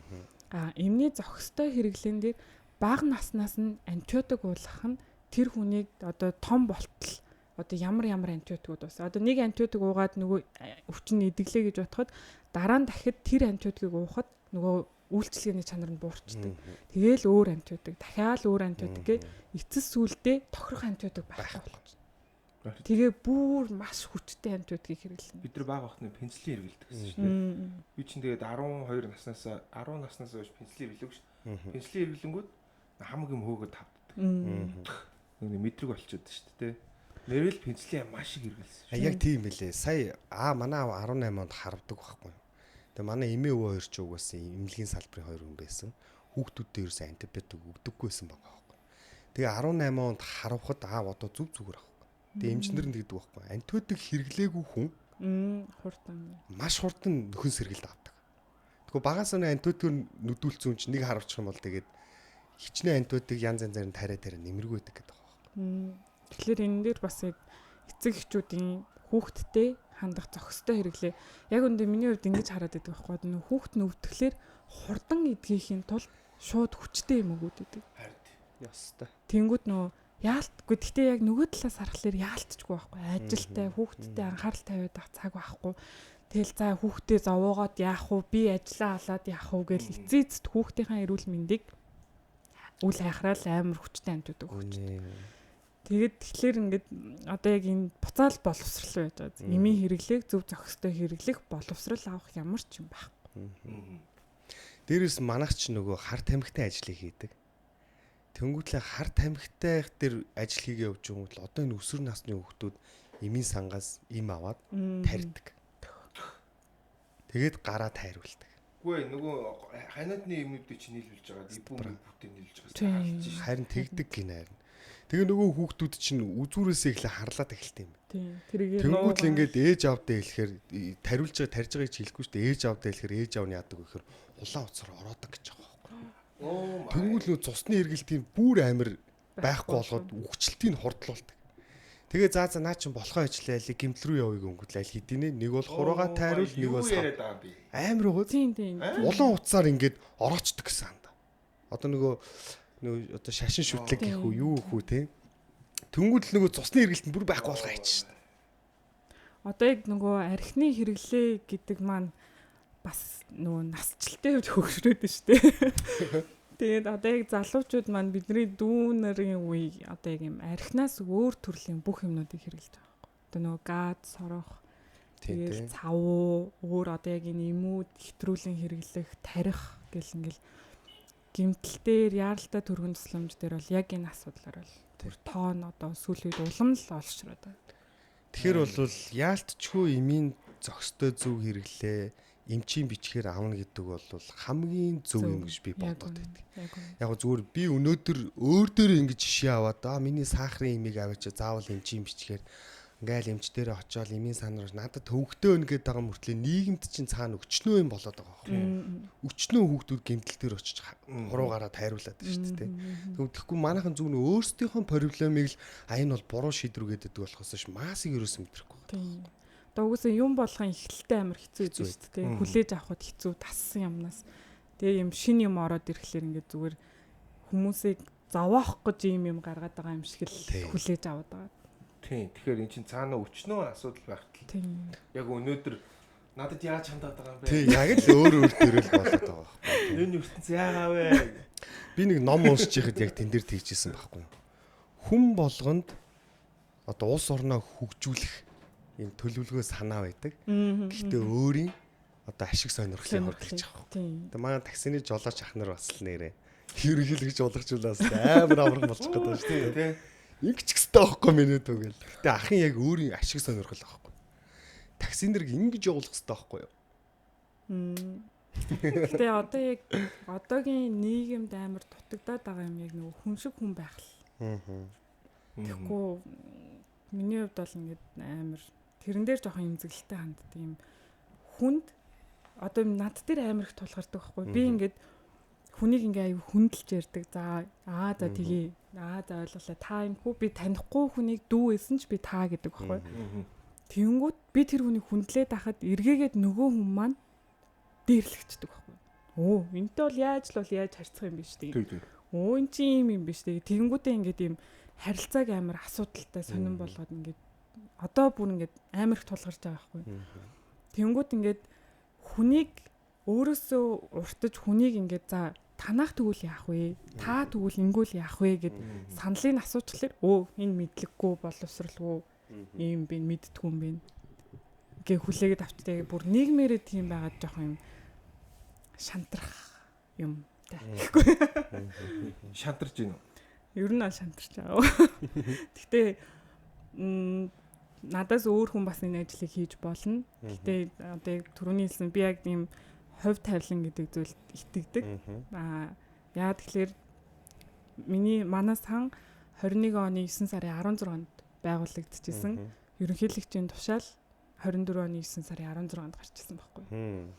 Тэгэхээр би одоо яг энэ байгаа юм чинь би өөрөө чадах бүхнээ хийж ижил би ингээд сэтгэл амарна. Тэгэхгүй ингээд юу ч хийж чадахгүй байх юм бол ингээд тэрэндээ би амар их шатаад тэрэндээ шантарч байгаа. Тэрнээс бол ингээд одоо хүмүүсийн хил ам ч юм уу тийм юмыг бол би 15 наснаас хойш тиймтэй байлаа шүү дээ. Чадахгүй шүү. Тэгэхээр тэрэнд бол нэг санаа зовхгүй харин гэхдээ эсэргээрээ бас яг олон нийт бол намайг амар дэмждэг. Дандаа л айгуу гоё эрэг комментууд өгдөг. Өдөрт ингээл барыг надаа 50 60 ингээл өөрөө чинь дэмждэг шүү. Ингээд амжилт хүсье, битгий шантраараа ингээд ингээрэй гэл юм мессежүүд амар гоё урмын өгөөд ирдэг. Тэр нь ч гэсэн ингээл урамшаал за хүмүүс надад итгэж байгаа юм чинь би энэ итгэлийг алдаж болохгүй. Дээрэс нь би ийм сангийнхаа төвшөнд ингээд бодож исэн юм аа би бүх хүүхдүүдэд хүргэх хэмжээнд хийж чадах юм байна. Би гэхдээ зөв бодож, зөв гаргалгаа, зөв гарцыг олж чадах юм бол би хүртээмжтэй байж чадах юм байна гэл тэрэндээ ингэж тайвшрал заа би чаднаа. Эрүүл мэнд боловсрал гэдэг зүйлсийг л хүмүүжил ялангуяа бас байна. Энэ гурвыг л ер нь одоо бид нар цааш нь хүүхдүүд рүү яа. Тэгээ манайд л одоо тэгэхгүй бусдууд нь одоо өнгөрсөн бах уу. Биш ер нь нэг юм амбиц эго гэж нэг айгүйх яригдаад байгаа шүү дээ. Манайх ч айгүйх амбицтай яасан өндөр эготой ингээл тэр талаар ер нь хоёр юу гэж бодож их юм. Амар шүү дээ. Амбиц эго гэдэг ингээл би ч би яг бас амбицтай л да. Би ч гэсэн эготой л доо. Живит хоёр уу? Яг зөв тэг ярьж байгаа да. Тэгтээ тэр амбиц эго чинь яг гадаадд очихоор байхгүй болчихдог байхгүй. Яхаараа гадаадд очихоор. За. Юу ч байхгүй болчихно. Чи Монголд амбицтай юм уу? Яг маш нэг тодорхой хэмжээний амбиц байна. Тэгээд юу амбиц эгоны талаар тийм эго ч өөр бол айгу зөв зүйл ахгүй. Эго гэдэг. Гэтэл монголчуудын хувьд эгогоо буруу талаар нь гаргаад идэг. Нөгөө би төвтэй. Эго чи яг үнэндээ би даасан хүн байхгүй. Бие даасан хүн. Бие даасан нийгэмд бие даасан хүнийг эготой хүн гэж. Гэтэл эготой хүн гэхлээр нөгөө би л юмны түрүүнд авах хэвээр би л урд нь авах хэвээр гэдэг хүнийг ойлгоод идэг. Гэхдээ яг тэр ойлголтоороо хүмүүс явдаг. Үнэхээр эгондоо идэгцэн, амбицэндээ баригдсан. Тийм л. Амбицыг мөрөөдөл гэж хэлж болох уу? Болно. Амбиц ч мөрөөдөл шүү дээ. Тийм. Хүмүүсийн амбицтай гар байна. Юу юм биш үү те хөв. Зорилго байхгүй. Гэтэл нөгөө буруу талаараа ойлгоцсон тэгэл одоо хүртэл тэрүүгээр ойлгоол ингээл амбицтай хүн эготой хүн гэхэлэр нөгөө амар муухай хүмүүс те ингээд амар муу хүмүүс гэж байна. Нөгөө инфлюенсер их муу хүн гэдэг шиг ер нь бол зүгээр орчуулгын л энэ алдаа явагдаад байгаа юм байна шүү дээ тийм үү? Үгүй одоо тэг ингэдэг байсан. Ойлголтын алдаа. Ойлголтын үед те. Наач тийм битээ ярьсан. Нэг амбицтай юм гээл. Тийм тэр чин өөрийгөө олохгүй амбицлаа тийм зоригтой нэг хүн яваад шүү дээ. Тийм зориггүй баачгаа зоригтой нэгний хутлаа амбицтай хэвээр. Тийм. Амбиц эго бас нэг юм чи байгаад төгөлөө монголчууд айгүй буруу ойлгох юм аа. Тэр үгэнд бас инфлюенсер. Иймэрхүү юм бас байна. Гэсэн чинь одоо ингээл за ингээ манай дараагийн бол эхэлж байна. Яг зар сурталгаа явах юм уу? Зүгээр юм уу? Яваад орцсон. Тийм боргороо. За сайн байна. За одоо ингээд би сул тавьцсан шүү дээ. Арай байрлал өөрчлөсөн суучих юм уу? Ингээл байжсэн чинь хүмүүс айгүйх магтаад байна гэж шүү дээ. Нөгөө талаар энэ одоо яахлаарэ энэ одоо юу хийдгийг тий тэнд очиод зөвлөх болчдгийг амархан очиж байгаа шүү дээ. Царай зүсээрээ л явж байгаа гэлгүй энэ бас амуу хөөхнүүд тэр гэлээ ярьж байгаа шүү дээ. Тийм. За яаж хүлээж авч байна? Одоо яах вэ одоо тэгэл 15 наснаас төрүүлж штэ 15 наснаас хойш тийм байсан юм чинь тэгээд үнэхээр хэрвээ би үнэхээр яг тийм ингээл мисэрээ тий эсвэл ингээл одоо гоо сайхан гэх юм шиг хүмүүсийн ярьдгээр тэгээд гараад ирсэн бол би чинь ийм зүйл хийхээс илүү яг үнэндээ би ингээд өөрөө нийгэмд юу болохгүй байгаа нийгэм тодорхой юм хийх гээд ингээд мэрийгээд байсан нэг зүгээр юм ч штэ би тэр хүнийг олоод ингээд гаргаад ирээд ингээд за чи хий чи ингээд дуу хоолойгоо ингээд яваад ингээд хий хүмүүст хүрж үйлчлээ гэд гаргаад ирсэн энэ хувь тавилангийн асуудал байна. Энэ яг нэг юм цогцлогоо гэх юм уу тий. Тэгэхээр одоо тэр асуудалд би ингээд attention өгөөл те. Тэрний ч нууц амрагийн нийт хүн ингээд тэр болгонд би ингээд attention өгөөл тэр болгонд хямраал ах юм бол би урт ажиллаа харж чадахгүй шүү дээ. Үгүй яг үн. Тийм. Тэрнээс бол нууц амраг гिचлээ шүү. Тийм байхгүй шүү дээ. Би ч одоо 15 наснаас хойш гэдэг шүү дээ. Ажиллаа яа гэж яах чинь тийм. Тийм юмны талаар бодох зөвхөө байхгүй. Гэхдээ яг ер нь хүн яг ингэдэг юм шиг үлээ. Би бас бодсон. Нэг юм хүнд нэг юм ялсан мэдрэмж заавал байх ёстой юм бэл. Хаяас тийм мэдрэмж гоё шүү. Тэгэхээр би ингээд энэ хүнийг ялахын тулд үйлдэлээрээ биш би ингээд бодлоороо бас ялж болно. Юу гэхээр би чамд очиж муулна. Нөгөөтг чи тэгцэн байлээ ш. Тэртээ явцсан байлээ ш. Гэхээр надад энэ дотор ялалтын мэдрэмж бий болоод байгаа. Энэ хүнийг ялчаад ш. Тэгэхээр одоо нөгөө хов жаргалын даавар цуглараад ингээ ялгараад байт юм байна. Ингээ хов хөөгөөл идэв хүмүүс өөртөө амар лүүзер. Тэгтээ нөгөө ховоо ярьж иж тэрнийхээ дээр гарч муулж иж нөгөө ялалт гэсэн мэдрэмжээ ерөөсөө гаргаж аваад байгаа. Тийм. Монголчууд бас нэг айгүй тийм ялгуурлан гадуурхагчд гэж үнэн шүү. Тийм. Эмэгтэй хүмүүс. Эмэгтэй хүмүүсийг тий одоо жишээ яахлаарэ бадмад чадахгүй л байх хэвээр тий. Яагаад гэвэл наа чинь ингээл мистис байсан жүжигчин хүн яахлаар явталтай. Тийм. Тархитлогоо нь хоосон л байж таараа гэх. Тий. Гэхдээ ямар сайндаа жишээ нь би сая ингээд нэг саксофонгийн холбоонд орлоо л доо. Тэгэхэд л тэгэл хүмүүсийн энэ төр би өмнө ч гэсэн ингээл ерөн саксан дуртай ингээл нэг иймэрхүү бодлоо хуваалцдаг байхад хөгшинж гэлтгүү залуу ингээ ялгуурлан гадуурхдаг. Энэ зүгээр нэг нэвтрүүлэг хөтөлт юм байж. Энэ яаж сакс энэ учрал сакс мэддэг байх ямар ч боломжгүй. Тэ. Тэнгүүд манай удирдах зөвлөл ийм сакс мэддэггүй хүн ороод ирлээ. Яаж намайг сакс мэддэггүй? Миний зүрх сэтгэл юуны төлөө зогтдгийг яаж мэддэг? Нэг удаа уулзаад саксны талаар ярьж үзээгүй. Тэ. Юу бодож явдгийг мэдэхгүй байж бас нэг юм ялгуурлан тэрийг за яг өдөр өнгөрсөн үеийн дээд миний үеийнхэн тэгж ярих нь бол одоо дүүрч. Доод үеийнхэн дүүнер тийм яриад эхэлнэ гэдэг эн чинь өөрөө бас тэгэл тэр доош халдварлаа л явчихж байгаа байхгүй. Энэ айгүй том шүдний өвчтэй л тийм. Тэгээ одоо хүмүүс чи яг нэг юм өөрийн гэсэн тархихгүй юм шиг хүний үгээр тархиа игээд яваад байдаг. Тэгээ одоо нөгөө найзуудын дунд нэг тийм яриад шүү дээ. Найзынхаа дургуунд би ч гэсэн дургуу. Нөгөө ярьсаар хагаад нөгөөнд нь дургуу болсон тийм. Тэр ч одоо хааш тархихгүй юм уу тийм яг наа чи үнэн гэж хэлээ 5 комент унссан гэдэг шүү дээ. Тэр юу гэсэн ч юм даа. амар тэр одоо үнэн гэж хэлээ 5 комент унссан гэдэг шүү. Тэр үнхээр амар тийм. За тэгээ юу ярьжила?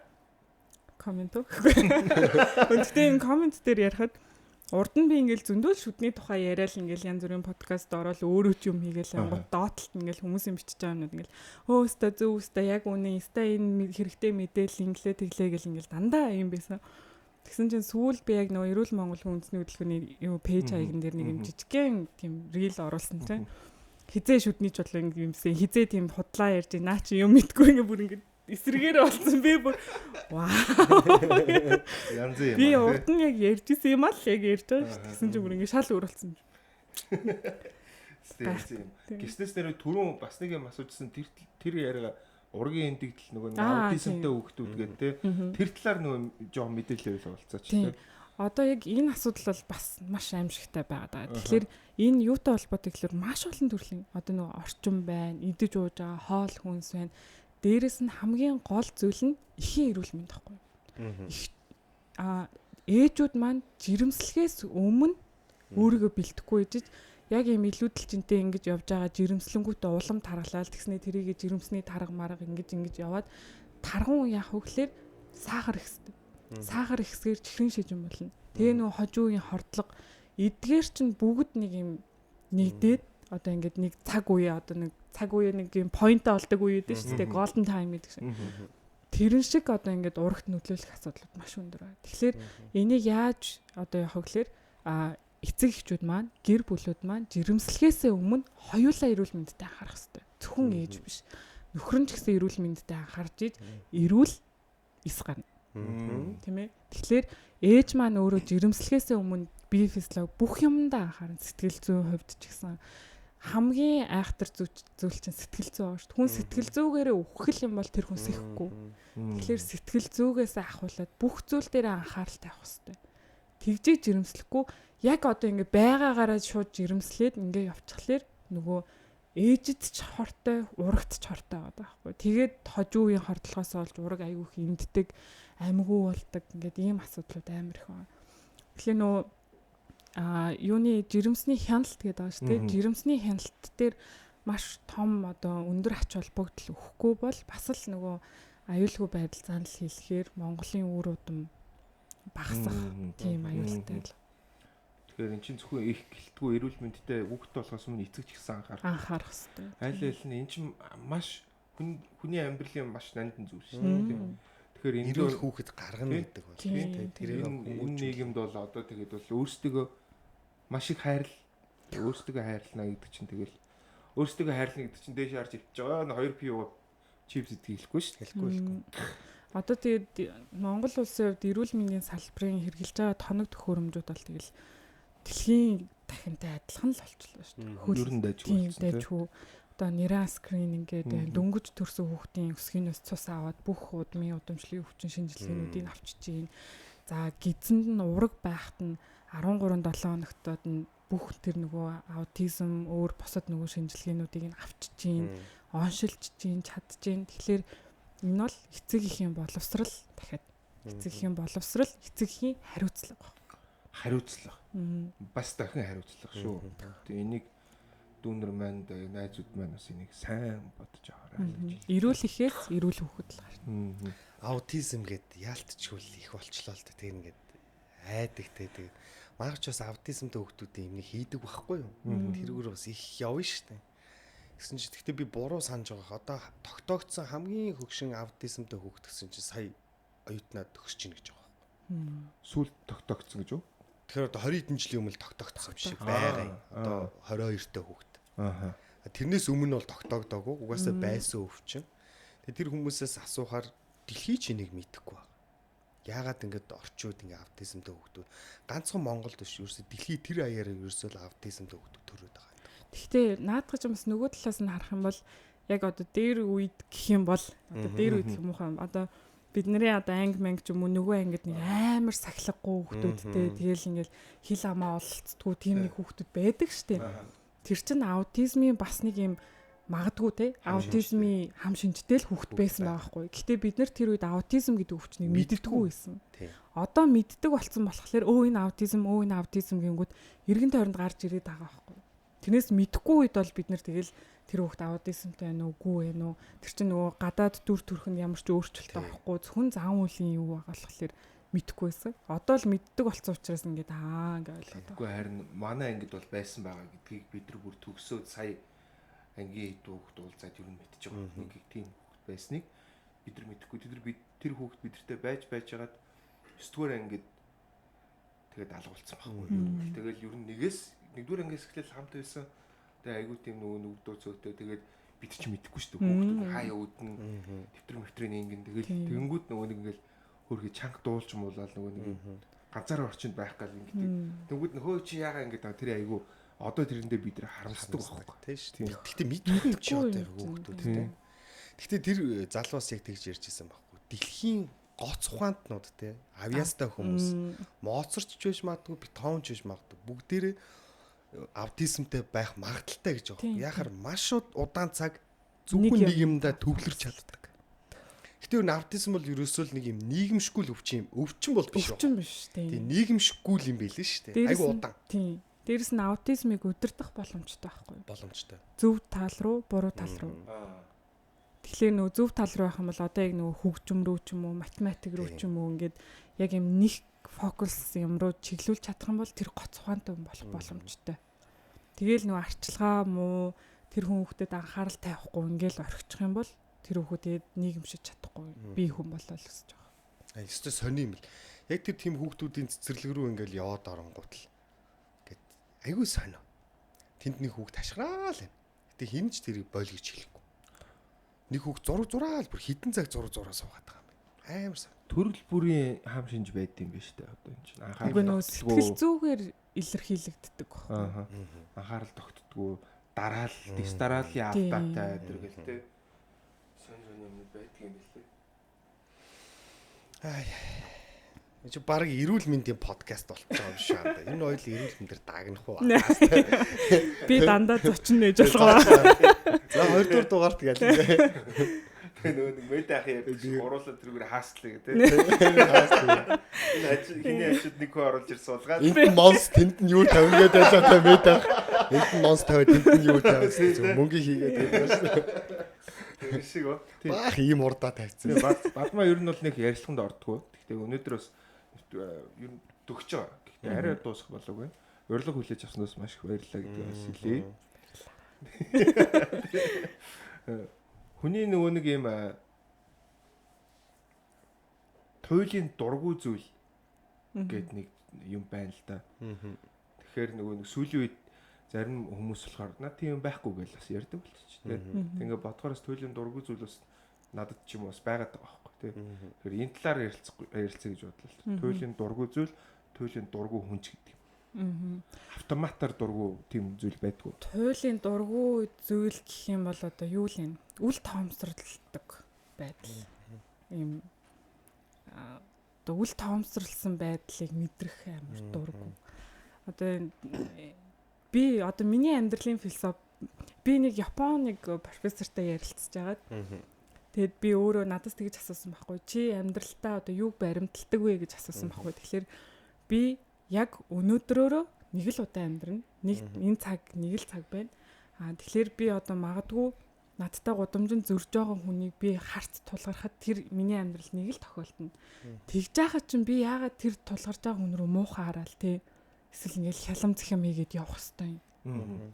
Тэр өнгөрөөд харц тулгараад өнгөрж байгаа момент хүртэл тэр чинь хувь тавилан байхгүй. Зүгээр харц тулгараа өнгөрж байгаа тэр хэсэггүй хугацаанд яа зүгээр инээч болохгүй байгаа. Бүгдээрээ л хөмсгөө зангидсан, бүгдээрээ л ингэсэн те. Бүгдээрээ асуудалтай байгаа. Гэхдээ тэр асуудлыг заавал тэгж ингэ бусад хүн тарах ямар ч шаардлагагүй байхгүй. Одоо ингээл би гудамжаар ингээл явж байхад яг ингээл инээгээл өнгөрөхлөөр тэр хүн ч гэсэн инээдэг л байхгүй. Тэр хүн цаашаа инээгээл явна гэсэн. Тэгээд би энэ бол ингээд тэр хоромхон мөч хүртэл надад нэхгүй удаа учраас би нэгдүгээрт хүн төөг удахгүй нөгөөтг нь хүнд сайхан сэтгэл үлдэхийг би хүсдэг. Энэ бол миний амьдралын философи гэсэн.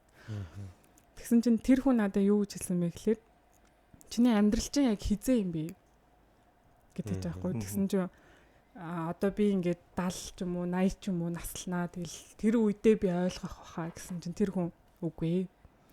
Чиний амьдрал бол өнөөдөр энэ 24 цаг. Энэ 24 цагийн чи 6-аас 7 цагийн унтаад өнгөрөөч. 2 цагийг нь чи 0 тий одоо ингээд хувийн кэр хийгээд ингээд өнгөрөөч. Үлдсэн заа нэг 2 цагт ингээ ганцаараа сууж төвлөрөх ажил ингээд юу чинь үлдсэн цаг нь л чиний амьдрал.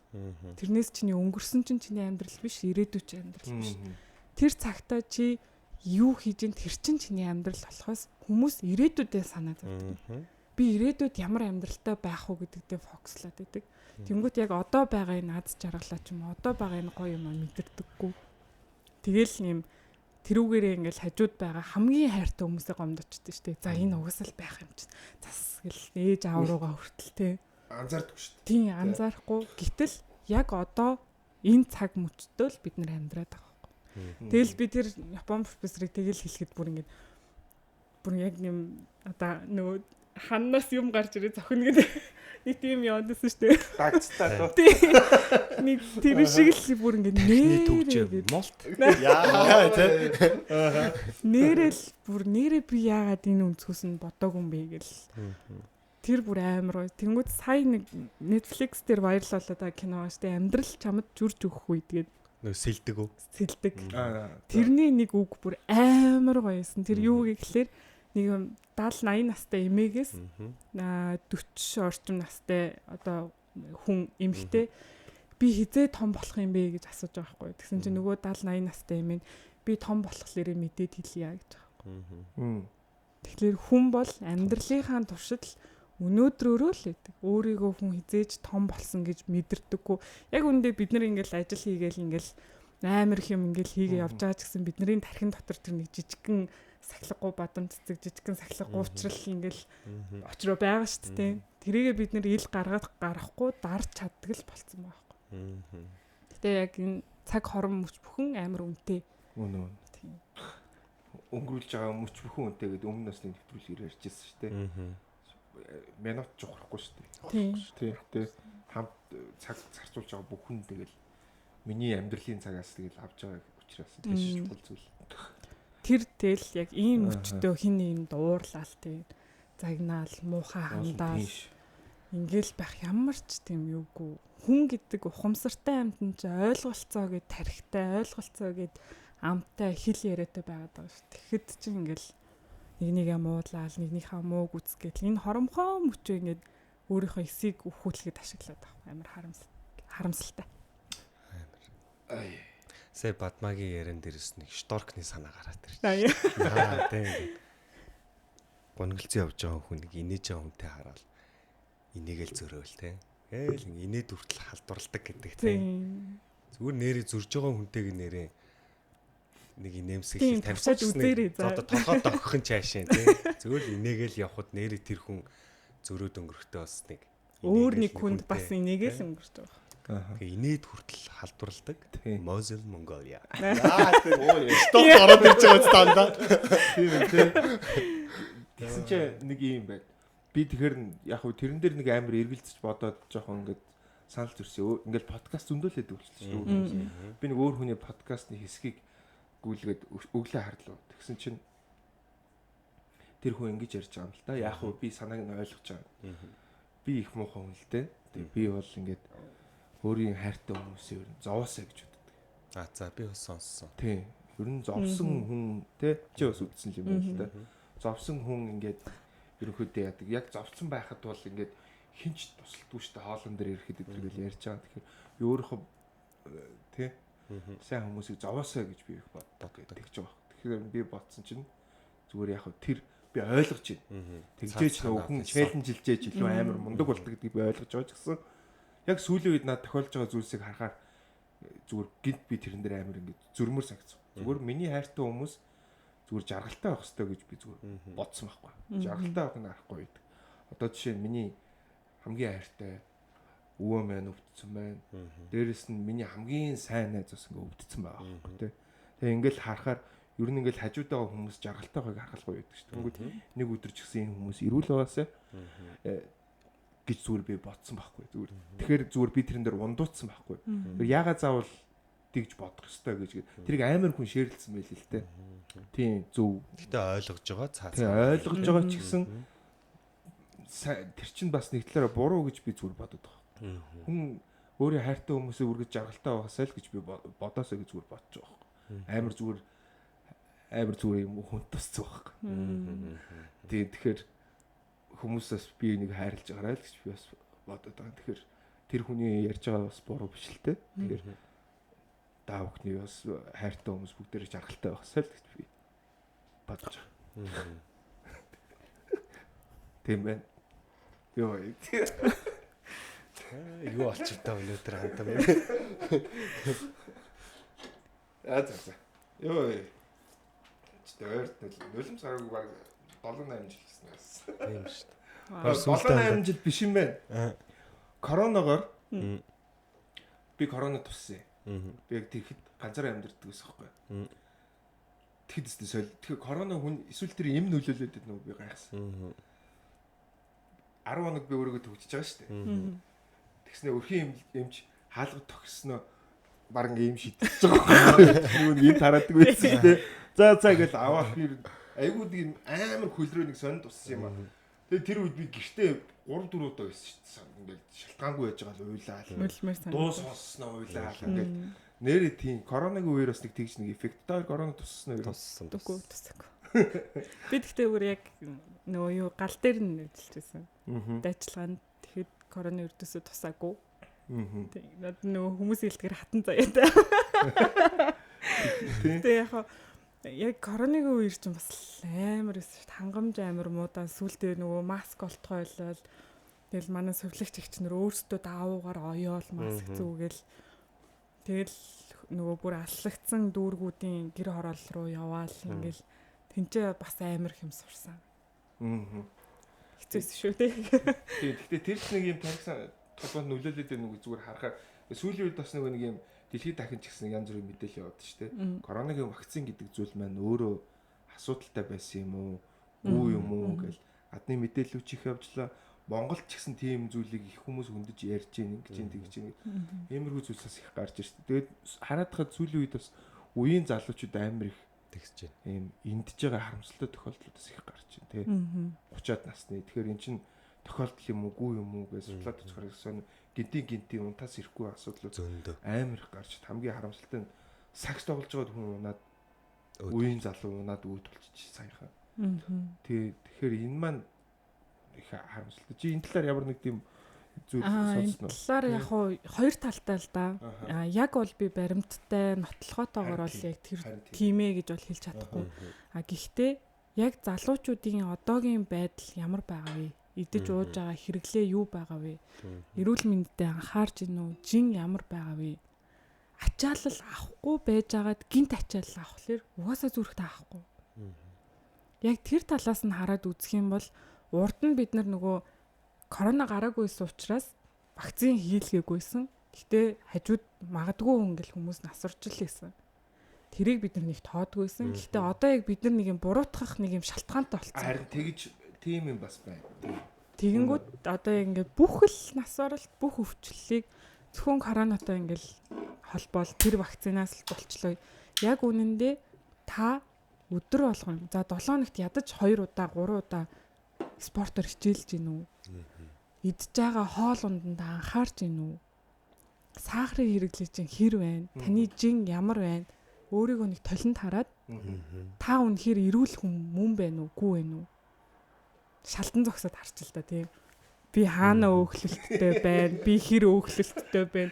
Гэт өөрийгөө төсөө.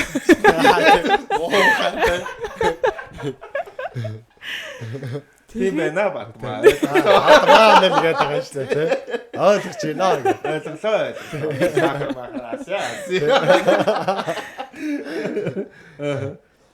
Тэр талаас нь бас бодвол арай өөр талаас нь бодож болох байх. Эрүүл мэндийн асуудал ингээл жин мингээл ярихаар сахараа асах хэвээр ингэх хэвээр хүн өөрийгөө хайрлах хэвээр гэл одоо ингээд ерөнхийдөө бол үзэж харах унших зүйл зөндөө болчлоо шүү дээ. Зүг байх үгүй юу гэл. Тэгвэл нөгөө талаар бас нэг юм хүмүүс байдаг те.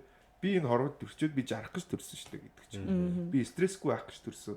Би хүссэн үедээ унтаж эсвэл хүссэн би хоолоо ягаад идэж болохгүй. Би өдөр болгон вайн эсвэл ууж болно шүү дээ. Яагаад болохгүй гэж. Ингэх юм бас байна. Би яагаад өөрийгөө золиослох хэрэгтэй гэж. Золиослоогүй тохиолдолд би илүү амьдрдаг гэдэг ч юм. Одоо жишээ нь тэр нөгөө нэг жишээ зарим нэг хүн гэхээр Моника Беллучигийн бас нэг тийм нэг интервьюгийн хэсэг байт юм байл шүү дээ. Би туртай вайн аваад туртай стейк идээд би амьдэрсэн.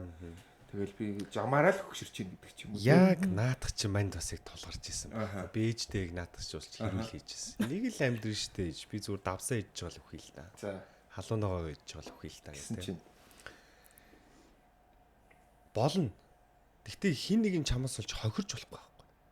Тэр хин бэхээр хүүхэд байхгүй. Тэ? Болно. Чи тэг ганц бие явж чад өвөл хамаалга. Мондөг хэлсэн байна. Тэрнээс иш бол хин нэг нь чамаас олж хохирч болохгүй шүү. Оо ёо. Тэр хүүхэд байна, гэр бүл байна, эхнэр байна те. Тэгэл би за гэл одоо фитнес ч юм болсон да. Би на фитнес тэр чинь бас нэг бэрч байгаа. Яри. Гоё мэт гэх шиг байна. Одоо яг фитнес одоо залуучууд маань амар их ингээд бүгдээрээ л одоо фитнесээр хичээллээд маш гоё болж байна. А гэхдээ нөгөө талдаа эрүүл мэндэ алдчихж байгаа гэдгийг мэдэхгүй байна. Окей. За. Яа тэгэхээр нийтийн биеийн тамир спорт гэдэг хоёр ойлголт хоёулаа өөр. Шал тустай ойлголт. А гэтэл мэрэгжлийн спортоо нийтийн биеийн тамир шиг хүмүүс хийгээд эргэтэн системээ одоо будаа болгоод байна. Бүгд яг нөгөө бодибилдингийн тамирчны хэмжээнд бэлтгэл хийгээд хоол хүнсээ хасаад нөгөө нэмэлт юмнуудыг хэрэглээд ингээл дараа нь нөгөө хотоод нь өөр бусад илэг гэдэг ингээд өвчлөлтөө болоод ингээд биегээр хохирчдаг. А тэгэнгүүт нийтийн эрүүл мэнд нөгөө нэг гурвалжангаа ярихад одоо дээдлийн хэсэгт нийтийн биеийн тамир болоод байна шүү дээ. Тэгэнгүүт нийтийн биеийн тамираар хичээлж байгаа хүмүүс байна уу гэхээр нөгөө нэг мэрэгжлийн спортороо энгийн иргэн хичээллээд байгаа хүмүүс нэг байгаа. Тэгээ бие атлаад байдаг. Нийтийн биеийн тамир гэдэг чинь ядчил алхах, гүүх, хайкинг хийх, тэ морь унах чинь яг үнэндээ. Өсөндөө бид нөгөө багтаа өвөө эмээгээд дагаал ингээл амьсгалын дас. Тийм. Чи хүртэл байгаа. Тийм. Тэр маань бүрэн ингээ алдагдцсан. Тийм учраас одоо ингээд бүх хүмүүс л яг мэрэгжлийн спортыг мэрэгжлийн тамирчны юм хэмжээнд хийгээд ингээд өөрсдөө ингээд тамирдуулаад ингээд бүр цаашдаа хизээч спортоор хичээлэхгүй болоод ингээд. Тэнгүүд одоо спорт одоо 21-р зуун тий. Монгол гэтэл удмын гэдэг мэрэгжлийн спортод удмын гэдэг яриа одоо хүртэл байна. Гэтэл дэлхийд дахин тэр хүүхдийг шинжлэх ухаанаар нь судлаад, сэтгэл зүгээр нь судлаад энэ хүнд булчингийн маасаар нь бүх юмар нь судлаад энэ хүнд ийм спорт хэрэгтэй юм байна. Энэ хүн энэ одоо фитнесээр хичээлэх юм бол энэ хүн амжилт олохгүй юм байна. Өөр юмар хичээлэх юм байна гэд одоо шинжлэх ухаанаар нотолдог болчоод байхад одоогийн байдлаар бүх иргэд маань ямар ч шинжлэх ухаангүй эрүүл мэндэ алсан мэрэгжлийн спорт руу хөрвүүд ингээд. Тэгэхээр энэ дээр бас хувь хүн өөрсдөн дээр анализ хийх хэрэгтэй байхгүй. Яг энэ надад тохирч гин үү? Энэ яг үнэхээр болж гин үү? Заавал тий туранхаа байх албатай мó? Эсвэл тийм хүнд төмөр байнг өрөх хэрэгтэй мó? Тийм. Туранхаа байлаа гэд тэр хүн эрүүл байгаа мó? Одоо тарган байлаа гэд тэр хүн өвчтөө байгаад байгаа мó? Тэрийгээ өөрөө мэдчихэж яг энэ спортуудаараа хичээлэхгүй бол эргээгээд нөгөө нийгэм маань уруу хамааралтай болоод өвчлөл нэмэгдээд байгаа нь бас нэг шалтгаан. Тэгэхээр гүү алхъя. Өстой гоё хэллээ. Энэ би зүгээр тийм бүдүүн хүн биш. Би амар биентэй амар хийдэг. Ирүүлгээд. Тийм. Фитнес дээр 20 дуу хүүхдэд нэг гайхдаг байхгүй юу? Хажууд нь шууд төрнийг бүрнийг гэхээр өө ахаа таныг зүгээр хийлцсэн юм уу гэдэг. Хийлцсэн юм. Би эмчид үзвэл миний бүх эргэтэн зөв зүгээр гад. Би ингээ нүцгэлэхээр яг бүдүүн шиг биш шүү дээ. Тийм шүү дээ. Гайгүй шүү дээ. Гайгүй шүү Маа. Миний хөө 70% нь болчихоо. Одоо өстө сайхан яг цаг нь боллоо. Яг ингэ хэлчихээ юу. Би сая дандаа өний юм хэлсэн шүү. Тийм. Ер нь юмыг тааруулах юм байна. Тийм. Баланс. Гэхдээ бүгд би фитнесийг өвдөн гэсэн үг бас биш. Гэхдээ би ийм тохиолдлууд их харсан. Фитнесийг хэтрүүлснээс болоод одоо яг түрүүний хэлдэг нөө мэрэгжлийн гэдэг зүйл рүү ороод бөөрийн асуудалтай болсон. Зүрхний асуудалтай болсон. Элэг ийм асуудалтай болсон хүмүүс зөндөө эндээсээ хэн болцсон хүмүүс хүртэл зөндөө. Тийм. Яг үнэ. Манай найз болохоор Америкт байдаг байхгүй юу? Сайн Америкт аваад про карта авсан байхгүй юу? Анх би фитнес гэдэг спортоор хичээлэхэд манай найз тэндээс надад хэлж исэн байхгүй юу? Чи ийм имлэгд очиж ийм шинжилгээ өгөөд ирээ гэд. Тэгээ манай хүн тэрийг хараад эмчиг өөр уншиж байгаа юм. Бөөр, илэг, ходоод тэ одоо юу вэ? Бүх юм нь нормал юм байна гэж үзээд надад хоолны юу, тасгал хөдөлгөөний юм систем гаргаж өгч байгаа байхгүй юу? Тэгвэл тэр дандаа улирал болгоо явагддаг. 3 сар болгоод би нөгөө эмнэлэг дээр очиж цусаар, шээсээр тэ бүх юмаа үзүүлэнгүүт л өөрчлөлт байхгүй байна. Өөрчлөлттэй байх юм бол уурыг нь хасдаг. Тэгэхээр одоо яг нөгөө тасгалжуулагч гэдэг байгаа шүү дээ. Одоо би бас яг энэ дэр жоохон маа фитнесээ үзчихлээ байгаа л та. Багшаа гэдэг байхгүй. За. Багш биш шүү дээ. Тасгалжуулагч байхгүй. Тэ. Гэхдээ яг ийм хэмжээнд манай найз шиг яг ийм шинжлэх ухааны одоо хосолсон тийм тасгалжуулагч манай Монголд за хэд байгаа л доо тий. Цусны шинжилгээг уншичдаг фитнесийн тасгалжуулагч хэд байгаа хтаа гэж би бодоод байдаг байхгүй. Тэгвэл манай найз бас өөрөө жоох амбиц хүн. Netflix-ийн ерөнхий нэгтлэнгийн тасгалжуулагч байна байхгүй. Амар байгааз. Гэтэ тэр бүдөө авгаа байдаг гэсэн. Гэтэ тэр турах ямар шаардлагагүй. Тэр хүн гэмтэж болохгүй учраас тэр тасгалжуулагчийг хажуудаа байлгадаг. Тэрнээс ш ингээ би турыг эрүүл болъё гэхгүй. Тэр угаасаа эрүүл хүн. Гэхдээ хөдөлгөөн заавал байх учиртай. Гэхдээ тэр хүн гэмтэх юм бол Netflix яах нь вэ? Хэцүүдэх гээд байгаа учраас их мөнгө төлж тэнд зүгээр л аюулгүй байдлаар хангадаг гэж байгаа юм. Тэгэхээр хилээд байгаа шүү дээ тийм. Фитнест явах заавал турах биш шүү дээ. Тийм. Зүгээр л эн чин булчин чинь нэг юм сунгаад шаагаад нэвтрүүлэг болчихоо. Яа тий. Тондор нь уйлж өстэй. Жин ингээ мартуул загтуул. Яа. Тэгээ юм байна. Тэгээд ерөнхийдөө ингээд хүссэн бүх зүйл чинь эргэлзээгүй бол бүтнэ гэдэгт бол итгэж байна. Тэгээд урилга хүлээж авсан маш их баярлалаа. Тэгээд нөгөө нэг бид нар нөгөө нэг дээр үе тэгдэг сүүлч үгээл гэдэг. Яа. Эцэг үгээл гэдэг. Тэ асуугаагүй үлдсэн ч юм уу эсвэл зүгээр хэлхийг бодож ирсэн тийм зүйлс байдаг бол тэр хормыг бас найздуулдаг шүү. Одоо бараг л бүх сэдвээр ярилцчихлаа шүү дээ. Яг эцсийн үг бол алга. Дараа дахиж таарах байх. Бүр дараа тэгж жагаад нэг эцсийн үгээ хэлье. 60 жилийн дараа. Одоогийн залуус маань илүү боловсралтай анхаардаг, биендээ анхаардаг, илүү орчин үеийн бие хүн болж төлөвшөж байгаа. Олон талын мэдээлэл судалж чаддаг юм болчихсон. Тэгэхээр эрүүл мэнд гэдэг зүйл зөвхөн одоо ганцхан таны асуудал биш ээ. Одоо түрүү очроогийн маань хэлж байгаа эргэн тойронд байгаа хайртай хүмүүс гэж асуудал. Тэгэхээр өөртөө хайртай байгаад эргэн тойрныхоо хүмүүст бас анхаарал хандуулаарай. Үлгэр дуурайл үзүүлээрэй гэж бас бүх хүмүүстээ уриалмаар байна. Тэгээд эрүүл байхын гол үндэс чинь бол хөдөлгөөн, хоол, уртсан сэргээлтэй одоо. Тэгэхээр хизээж битгий эрүүл мэндээсээ гар татаарай. Хизээж битгий алхахаас залхуураарай гэж хэлээ да. Тэгээд хит манай тим найз байна. Үнтэй маш авцсан. Одоо тий. Хөрөнгөийнхөө талаар үнтэй маш аваад. Тэрийг нэг 5 жил арчлана. Хамгийн үнэтэй юм гээл. Өөрөөсөө болохоор бол тий наатур орны хоттаг аваад гээл тий. Юу эмч бодохгүй шүү дээ. Тэгээ өөрөөсөө сервис хий. Тэ штэ тий. Өөрөөсөө тасмааслыг солигаа. Баян хэрэгтэй байна шүү дээ. Гэтэ одоо энэ надад ч гэсэн тулгарч байгаа л асуудалтай.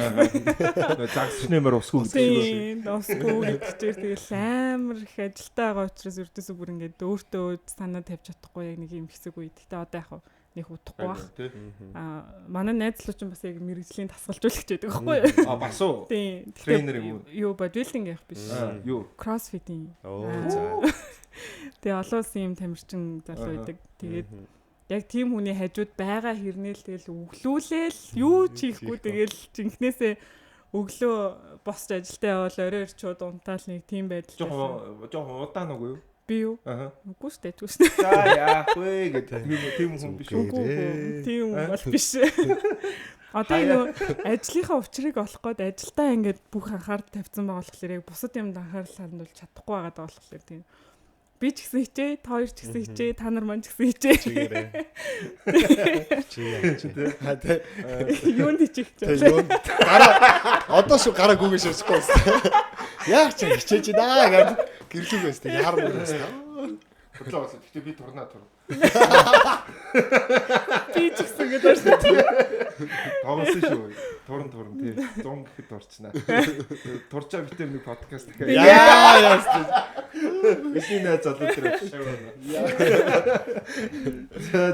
За маш их баярлалаа. Нэвтрүүлэг маань энэ төрөйд өндөрлж байна. Урилга хүлээж авсан. Маш их баярлалаа. Тэгээд бүгдээрэнд нь хамгийн гол нь эрүүл энхийг хүсье.